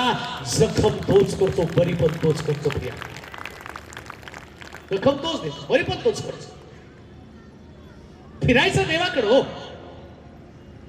वातावरणाला दोष देऊ नका. मी तुम्ही कुठल्या घरामध्ये जन्मला, कुठल्या शहरामध्ये जन्मला, कुठल्या कुटुंबामध्ये तुम्ही जन्मला. अंबानीच्या कुटुंबात जन्मलेला मुलगा, अंबानीचा मुलगा श्रीमंत झाला तर त्याच्यात काय मिरॅकल आहे? त्याच्यात काय मिरॅकल आहे? अंबानीच्या पोरानं सोन्याच्या ताटात जेवलं तर त्याच्यामध्ये काय मिरॅकल असणार? पण सामान्य कुटुंबाच्या व्यक्तीला जर देवानं सोन्याच्या ताटामध्ये जेवायचं भाग्य दिलं तर तो देवाचा चमत्कार मानायचं. याला म्हटलं परमेश्वरानं मलमपट्टी केलेली. आशावादी असा, जखम झाली तर मलमपट्टी होणारच आहे. नोकरी गेली तर सगळ्यात सुंदर नोकरी मिळणार ही तुमची मलमपट्टी असणार. सगळ्यात उत्तम नोकरी असणार, सगळ्यात उत्तम. बरं का, तेव्हा नोकरी का घालवली हा प्रश्न करत बसू नका. तेव्हा का नोकरी गेली, का माझ्या पोराला तू बेकार करून टाकलं, त्याला डिप्रेशन मध्ये टाकू नका. त्याला उलट म्हणा, जर प्रभूनं काढून घेतलं ना बाळा, देव तुला देणार आहे. त्या विश्वासामध्ये तुम्ही राहिला ना तर तुमचा पोरगा एक दिवशी बातमी घेऊन, मम्मी 20,000ची गेली, 50,000ची नोकरी लागली, देवानं मलमपट्टी सुद्धा केली. आमचा देव मलमपट्टी करणारा देव आहे. टाळ्या वाजवताल का जोरात? प्रभूसाठी करणार आहे मलमपट्टी, 100% मलमपट्टी करणार. दोष देणं हा सामान्य व्यक्तीचा स्वभाव आहे. तुम्हाला दोष देणं, कुरकुर करणं आवडत, देवाला पण आवडत. रानामध्ये इस्रायल लोकांची समस्या काय माहिती का? जे प्रभूनं दिलं ना त्याच्याबद्दल आभार मानण्याच्या म्हणजे कुरकुर करायला लागले होते. कुरकुर त्यांच्यामध्ये होती. मानणं दिलं हो, साध्या सुध्या गोष्टी. आणि एक गोष्ट तुम्हाला सांगू द्या, देव तुम्हाला कधी साध्या साध्या गोष्टी देत नाही. मी म्हणत का साध्या गोष्टी देवाला द्यायला आवडत नाही. झंडूबाम, डोकं दुखायला पाळत साहेब प्रार्थना करा. डोकं दुखायसाठी नाही, तुमच्या डोक्यातल्या गाठी नष्ट करण्यासाठी देव प्रार्थना करण्यासाठी बात पाडेल. आणि मला आठवतं जर मला व्हॉट्सअपला कोण कनेक्ट असतील तर त्यांच्यासाठी तुम्ही बघता माझ्या साक्षी स्टेटसवरती, त्याच्यामध्ये एक व्यक्तीनं आणि सांगितलं की फळक साहेब रिपोर्ट्स आले, 3 रिपोर्ट्स आले, 3 रिपोर्ट्समध्ये गाठी सांगितल्या आणि 3 रिपोर्ट्स तपासले, कॅन्सर सांगितले आणि 100% कॅन्सर आहेत. परंतु आता डॉक्टर म्हणले पुन्हा एकदा टेस्ट करू आणि कशा पद्धतीने कॅन्सरवरती उपचार करायचा याच्यासाठी आणखी टेस्ट आहे. परंतु कॅन्सर 100% आहेत, गाठी आहेत तुमच्या शरीरात. म्हटलं ठीक आहे डॉक्टर, आम्ही येतो, ऍडमिट होतो, पण त्याच्या अगोदर एक 8 दिवसाची मुदत आम्हाला द्या. म्हणजे कशासाठी 8 दिवसाची मुदत? नाही, आम्ही एका ठिकाणी प्रार्थना करायला सांगतो आणि प्रार्थना केल्यावर आम्ही तुम्हाला दाखवायला येतो, पुन्हा आमची टेस्ट करा. आणि मग त्या बहिणीने सांगितलं, फास्टर असं असं सांगितलं की गाठी आहेत, त्या गाठी कॅन्सरच्या आहेत. पण माझा विश्वास आहे, मी साक्षी तुमच्या रोज वाचते, स्टेटसवरती बघते की देवानं गाठी नाहीशा केल्या, माझ्या पण गाठी देव नाहीशा करणार आहे, डॉक्टरला थक्क करायला लावणार आहे. म्हटलं एवढा विश्वास? म्हटलं ठीक आहे, करतो प्रार्थना. आणि केली प्रार्थना. देवा 3 रिपोर्ट्स मध्ये तू दाखवलं हिच्या पोटात गाठी त्या कॅन्सरच्या. पण आता जेव्हा डॉक्टर कड समोर जाईल तेव्हा त्या गाठी त्या ठिकाणातनं अशा पद्धतीने घालो की डॉक्टर थक्क झाला पाहिजे. आणि मग ती गेली आणि पुन्हा ते मशीन मध्ये घातलं, गाठी शोधण्याचा प्रयत्न करतो. डॉक्टर म्हणतो गाठी नाहीये. कुठं गेला गाठी? अहो आमच्या देवाने घालवलेल्या आहेत. जखम पण तोच करतो, मलमपट्टी पण तोच करतो. लक्षात ठेवा, देव साधारण चमत्कार करत नाही, देवाकडे असाधारण चमत्कार आहे, गौरवी चमत्कार आहे. जे मेडिकल मध्ये त्याचं उत्तर नाही, ते प्रार्थनेमध्ये उत्तर आहे. प्रत्येक प्रश्नाचं उत्तर माझ्या येशूकडे आहे. प्रत्येक समस्येचं उत्तर माझ्याकडे येशूकडे आहे. प्रत्येक आजारपणाचं उत्तर माझ्या येशूकडे आहे. आणि म्हणून लक्षात ठेवा, जखम जो करतो त्याच्याकडे मलमपट्टी करण्यासाठी जा. आणि याच्यावरचा उपचार फार सोपा आहे. चला आपण काय करायचं, कोणता ट्रीटमेंट काय, चला आपण अहो ट्रीटमेंट काय, नोकरी जर चांगली मिळवायची तर ट्रीटमेंट काय, चला आपण कुठे जाऊ, परमेश्वराकडे जाऊ. ही ट्रीटमेंट आहे की नाही. आम्ही ती ट्रीटमेंट घेतली, 15 लाख 20 लाख रुपये घ्या, नोकरी द्या, ती ट्रीटमेंट नाही. देवाकडे जाऊ. जेव्हा प्रभूकडे जा तेव्हा इतका भारी उपचार करेल जे दुसऱ्याकडे नसेल ते तुमच्याकडे असणार आहे. तुमच्याकडे 100% असणार. मला पुष्कळ लोक म्हणतात तुम्ही जे संदेश देता ना या संदेशामध्ये उत्तेजन आहे. कोणी सांगितलं संदेशामध्ये तुम्हाला निराशा. मला काल सकाळी मला आज सकाळी का असिस्टंटने फोन केला, अरे साहेब वेळ आहे का तुम्हाला. म्हटलं बोल बाई. मी अमक्या ठिकाणी गेले होते ट्रेनिंगला आणि तिथे गेल्यावरती एका पाळकाशी माझी गाठ झाली.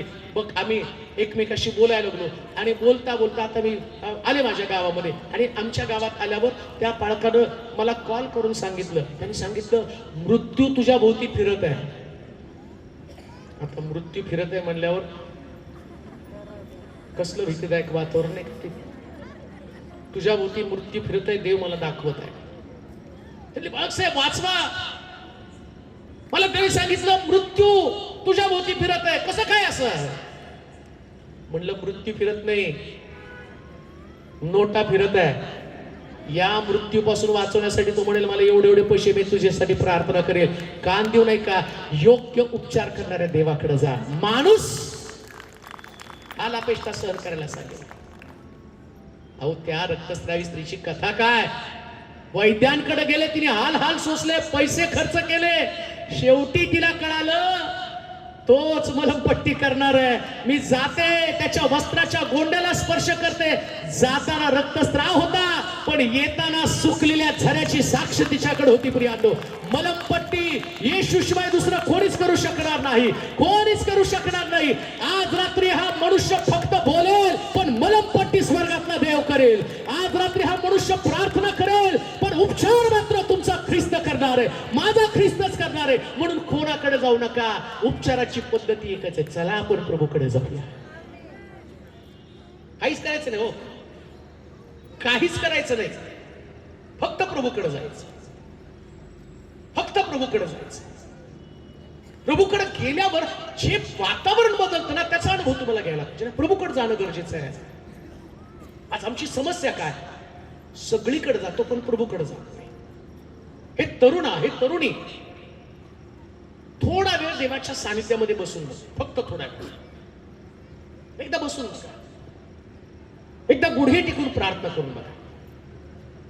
एकदा करा, जास्त वेळ नाही, फक्त एकदा अनुभव घ्या. बायबल सांगताना परमेश्वर किती चांगला याचा अनुभव घेऊन पहा. एकदा गुडघे टेका, एकदा परमेश्वराच्या घरामध्ये अश्रू गाळा, वांसपणा. हन्ना परमेश्वराच्या मंदिरात गेली. शमूएल हन्ना परमेश्वराच्या मंदिरात गेल्यावर आणि तिची सवत पणींना तिला त्रास देत आहे आणि तिचा नवरा एल्खाना तिला म्हणत आहे मी तुला लेकरू देऊ शकत नाही आणि त्या ठिकाणी सगळं लेकरापेक्षा मी तुला सगळं डबल देतो, सगळ्या डबल डबल गोष्टी देतो, लेकरू देऊ शकत नाही. ती म्हटली याच्या समोर रडण्यात काही मजा नाही. आता मी परमेश्वराकडे जाते, त्याच्या समोर रडते. आणि गेली आणि परमेश्वरासमोर अश्रू गाळू लागले. एलीनं पाहिलं बाई एवढे दिवस येत होती पण कधी रडली नाही. आज ती अशी रडत आहे की असं वाटतं दारू प्यालेली आहे. तो तिला म्हणतो बाई मद्यपान केलीस का. स्वामी मद्यपान केली नाही, मी माझ्या देवासमोर माझं मन हलकं करत आहे. आणि रडताना देवासमोर मन हलकं केलं. इकडं प्रभू म्हटला या एली तिला सांग आता पुन्हा तू येताना रडत येणार नाही, तुझ्या हातामध्ये बालक असणार आहे. हो मलमपट्टी तोच करणार आहे, मलमपट्टी तोच करणार आहे. पुन्हा दुसऱ्या मीटिंगची वाट पाहू नका. आता परमेश्वराजवळ या आणि असं रडा की जाताना त्यांना म्हटलं पाहिजे पुन्हा येताना तू बेकार नसणार आहे, पुन्हा येताना तू वांज नसणार आहे, पुन्हा येताना तुझं गर्भधारण आणि अडणार नाही तर तुझ्याकडे लेकरू असणार आहे. पुन्हा येताना तुझ्या आणि हाडांमध्ये आणि कुठल्या प्रकारचा आजार पण नसणार आहे तर परमेश्वर तुला आरोग्य देणार आहे, परमेश्वर तुला सुटका देणार आहे. पुन्हा येताना आता तू कर्जबाजारी होऊन आली पण देवासमोर देवासमोर या, देवासमोर रडा, आपलं मन मोकळं करा. अशा पद्धतीनं प्रभू तुमचा पुरवठा करेल. जसं एलियाला देवानं कावळा पाठवला, देव कुठून तुमच्यासाठी कावळा पाठवेल, कशा पद्धतीनं तुम्हाला तरतूद करेल. तुमच्या कल्पनेच्या पलीकडच्या तुम्हाला थक्क करणाऱ्या गोष्टी देव करेल. का? कारण तो देव आहे. देव आहे तो. थक्क करणाऱ्या गोष्टी, तुमच्या कल्पनेच्या पलीकडच्या गोष्टी, कल्पनाच तुम्ही करू शकत नाही. तुम्हाला वाटतं त्याच्या पलीकडे देव करणार, पलीकडे. मला आठवतं की एक व्यक्तीने मला कॉल करून सांगितलं, बाळक सर, हॉस्पिटलमध्ये गेलो आणि अचानक मला युरिनचा त्रास होत होता म्हणून हॉस्पिटलमध्ये गेलो, डॉक्टरला दाखवलं. मग डॉक्टरने सगळ्या माझ्या टेस्ट केल्या. त्याने सांगितलं तुमची एक किडनी गेली आणि दुसरी किडनी निकामी होत आहे, मला डायलिसिस करावं लागणार आहे आणि तुम्हाला आयुष्यभर डायलिसिस करावं लागणार आहे. माझ्या पायाखालची वाळू सरकली. असतं डायलिसिस मला परवडणार नाही, डायलिसिस त्याच्यावर जगणं मला परवडणार नाही. याला काहीतरी उपचार सांग, काहीतरी उपाय सांग. काय प्रभू माझ्या किडन्या पूर्ववत करू शकतो का? म्हटलं होय, तुझा विश्वास असेल तर प्रभू हे सगळं करू शकतो. आणि मग म्हटलं देवा, हा व्यक्ती मोठ्या वेदनेने तुझ्या समोर तडफडेल. सत्य कथा सांगतोय. माझ्या स्टेटसवरती साक्ष पण होती, बऱ्याच लोकांनी ती वाचली असेल, जे मला कनेक्टेड आहे त्या लोकांनी वाचली असेल ती. आणि मग त्याच्यासाठी प्रार्थना केली. प्रभू याच्या किडन्या गेल्या असं डॉक्टर सांगतात, पण तुझ्याकडे सगळं भांडार. लाजरसला तू किडनी दिली, लाजरसला डोळे दिले, लाजरसला लिव्हर दिलं, लाजरसला कातडी दिली, जी सगळे किड्या मुंग्याने खाऊन टाकली होती आणि लोकांनी काढलं तर मसाला भरला होता त्याच्यावर, त्याला तू दिलं ना. या व्यक्तीला थक्क करणारा चमत्कार कर. याचा युरिनचा प्रॉब्लेम सॉल्व्ह होऊन जाऊ दे आणि पुन्हा डॉक्टरला दाखवायला गेल्यावर याची जी किडनी दिसत नाही ती किडनी दिसू दे, आणि जी किडनी आता वर्कआउट होत नाही तिच्यामध्ये स्ट्रेंथ घाल आणि ती पण किडनी दिसू दे. आणि पुन्हा तो डॉक्टरकडे गेला आणि डॉक्टरला दाखवलं तर डॉक्टर म्हणतात, अहो हे रिपोर्ट आणि हे रिपोर्ट, दोन्ही रिपोर्ट मध्ये फरक दिसतोय. याच्यामध्ये किडनी नव्हती पण या रिपोर्ट मध्ये किडनी आली. कुठून आली? जो जखम करतो आणि तो बरं करतो. प्रियांका, हा कल्पनेतला देव नाही, हा वास्तव देव आहे. हा कथेमधला देव नाही, हा वास्तव देव आहे. तो येतो आणि तुम्हाला देवाचं काम काय माहिती का? जखमा करणं आणि बरा करणं. सगळ्यात भारी डॉक्टर हाय बरं का. तुम्हाला माहिती का, ते पंक्चर काढायला कोण येत नाही ना. इकडे नाही, औरंगाबादला नगरला जुना रस्ता होता, त्याच नगरला मी कार घेऊन जायचो आणि गेल्यावर टायर बदलून यायचो. का तर तिथले त्या पंक्चर काढणारे लोक काय करत होते माहिती का? रस्त्यात खिळे टाकायचे. आणि आता रस्त्यात खिळ टाकल्यावर आपल्याला काय समजतं, टायर मध्ये घुसलंय. आणि तशीच आमचा ड्रायव्हर गाडी चालवायचा एक दिवशी मागून आला, ओ तुमच्या टायर मधलं धूर निघायला लागलाय. जाऊन गाडी थांबवली, बघतो तर सगळा टायर जळून निघालाय. का तर पंक्चरला कोणी येत नव्हतं. देव पण तसंच करतो बरं का. येत नाही देवाच्या घराकडं, असे खिळे टाकतो, पंक्चर करतो, अशा जखमा करतो, मग धावत पळत येत आणि येत ना. साहेब कितीला चर्च आहे माझ्याकडे तर लांबून लांबून मुंबई, तुमच्या औरंगाबादचे लोक येतात, जालनाचे लोक येतात. आणि परवा तर इंग्लंड वरून एक बहीण आली होती, पंक्चर करून ठेवलं देवाने सगळ्याला. कशासाठी? या जखमेला उपचार फक्त माझ्याकडे आहे, येशूकडे आहे, येशूकडे आहे, येशूकडे तो उपचार असला. चला आपण परत फिरूया. एकदा तर बोलून बघा, मला प्रभू तुझ्याकडे यायचंय. एकदा तुमची स्थिती पालटण्यासाठी प्रभूला बोलून बघा.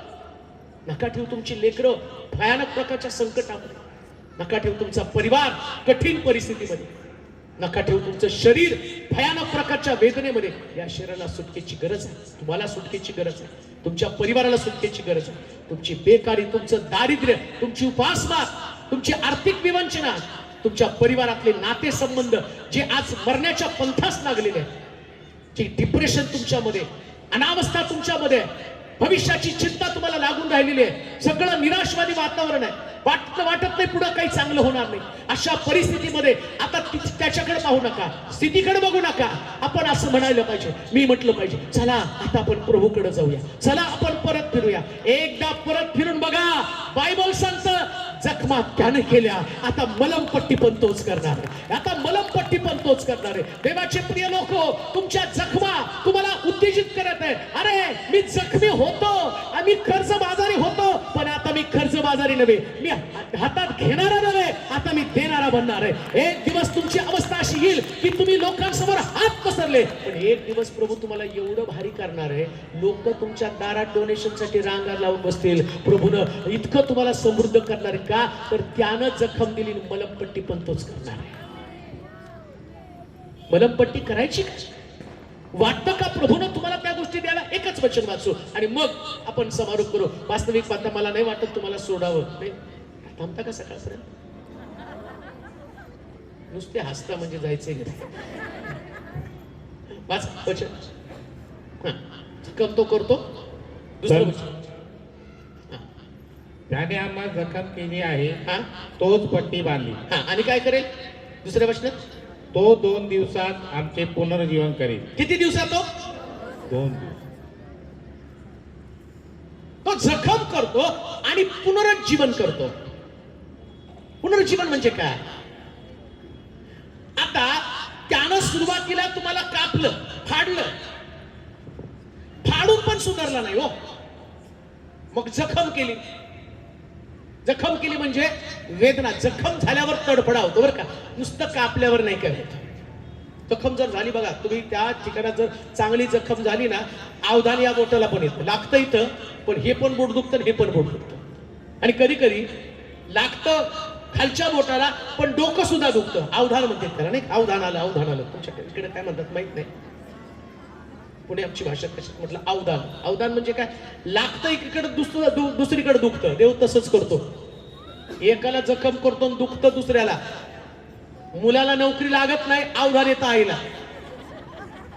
याला बेकार ठेवलं, ती रडती. त्याला त्रास कुणाला द्यायचा असतो? बायकोला त्रास द्यायचा असतो नवऱ्याच्या द्वारे, नवऱ्याला त्रास द्यायचा असतो बायकोच्या द्वारे. तो नवरा काय म्हणतो? पालक साहेब बायको खूप भांडती. बाबा मंदिरात ये ना, अवधान आलंय तुला. काय दुखतंय ते कळत नाही, जखम कशामुळे कळत नाही. अरे अवधान आलं तुला, देवाच्या मंदिरात ते अवधान निघून जाणार आहे. मग तो काय? मी तुझं पुनरुज्जीवन करेल. पुनर्बांधणी म्हणजे काय?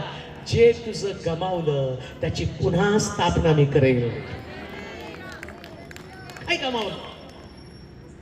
काय गमावलं? दाविदानं बथशेबेपासून असणारा मुलगा गमावला. ते म्हटलं मी पुनर्स्थापना करणार. अरे बथशेबेचा मुलगा गेला, तू रडला, माझ्याकडे फिरला, माझ्या मंदिरात तू माझं ध्यान केलं, तू नाही म्हटला का तेव्हा तू माझा मुलगा का घालवला? तू म्हटलं रडला ना, तू माझ्याकडे आला ना, आता मी तुला त्याच स्त्रीच्या द्वारे मुलगा देणार आहे. पण तो मुलगा साधा सुद्धा मुलगा नसणार आहे, इतिहास घडवणारा मुलगा असणार आहे. शलमोन जगातला सगळ्यात ज्ञानी व्यक्ती असणार आहे. लक्षात ठेवा, देव पुनर्बांधणी करणार आहे. पुनर्बांधणी. मी कशासाठी आलो माहिती का इथं? प्रीचिंग करण्यासाठी नाही येतो मी, प्रीचिंग करण्यासाठी नाही, मी पुनर्बांधणी करण्यासाठी आलो, रिस्टॉरेशन साठी आलेलो. काय पुनर्बांधणी करणार? नाती परत बांधली जाणार, परत नात्यांची प्रस्थापना होणार आहे. कोण बहीण या ठिकाणामध्ये जी तू असेल तिथंच थांब, पण लक्षात ठेव, तुझ्या पतीनं जरी तुला कोर्टाची नोटीस पाठवली, आज मी डिक्लेअर करतो ती कोर्टाची नोटीस कॅन्सल होणार आहे. तुझा पती तुझ्याबरोबर सबेट करणार आहे. का? कारण देवाच्या वचनामध्ये सांगितलं ते रिस्टॉरेशन होणार. गर्भधारण होत नसेल, गर्भामध्ये प्रॉब्लेम असेल, गर्भात समस्या असेल, पण परमेश्वर रिस्टॉरेशन करणार आहे. आता इथून पुढे तुझं गर्भ फेल होणार नाही, तर परमेश्वर तुझ्या गर्भाला मजबूती देईल. आणि तुला लक्षात ठेव, परमेश्वर असा लेकराचा आशीर्वाद देईल की लोक तुझ्याकडे पाहून म्हणतील, अरे एवढा सुंदर आशीर्वाद तुला मिळाला तरी कसा? रिस्टॉरेशन. ऐक तरुणा तरुणी, आतापर्यंत पुष्कळ ठिकाणात इंटरव्ह्यू साठी गेली असेल, सगळीकडे तुझ्या पत्रामध्ये निराशा असेल, पण आज रात्री देव रिस्टॉरेशन करणार आहे. तुझ्याकडे एक उत्तम प्रकारची नोकरी असणार आहे आणि प्रभू तुला ते देणार आहे. आणि तुझी नोकरी लोकांसाठी आश्चर्यकारक अशा प्रकारची असणार आहे. जोरात थांबेल मला. रिस्टॉरेशन. ऐका, तुमचं घर कर्जामुळे विकलं गेलेलं असेल, नीट ऐका, निराधार असेल, तुमच्याकडे छत नसेल, पण परमेश्वर रिस्टोरेशन करेल. तेव्हा गेलेल्या घरापेक्षा भारी घर तुमचं असणार आहे. याला रिस्टोरेशन म्हटलेले आहे. परमेश्वर ते करणार, 100% करणार. कारण तो देव आहे. कशासाठी मी इथं येऊन तुम्हाला उगाच ओरडत राहायचं? 2 दिवस झालं, सकाळी ओरडते, संध्याकाळी ओरडते, उद्या अजून बजाज नगरला जाऊन ओरडायचं. काय ओरडणं हा काय माझा छंद आहे?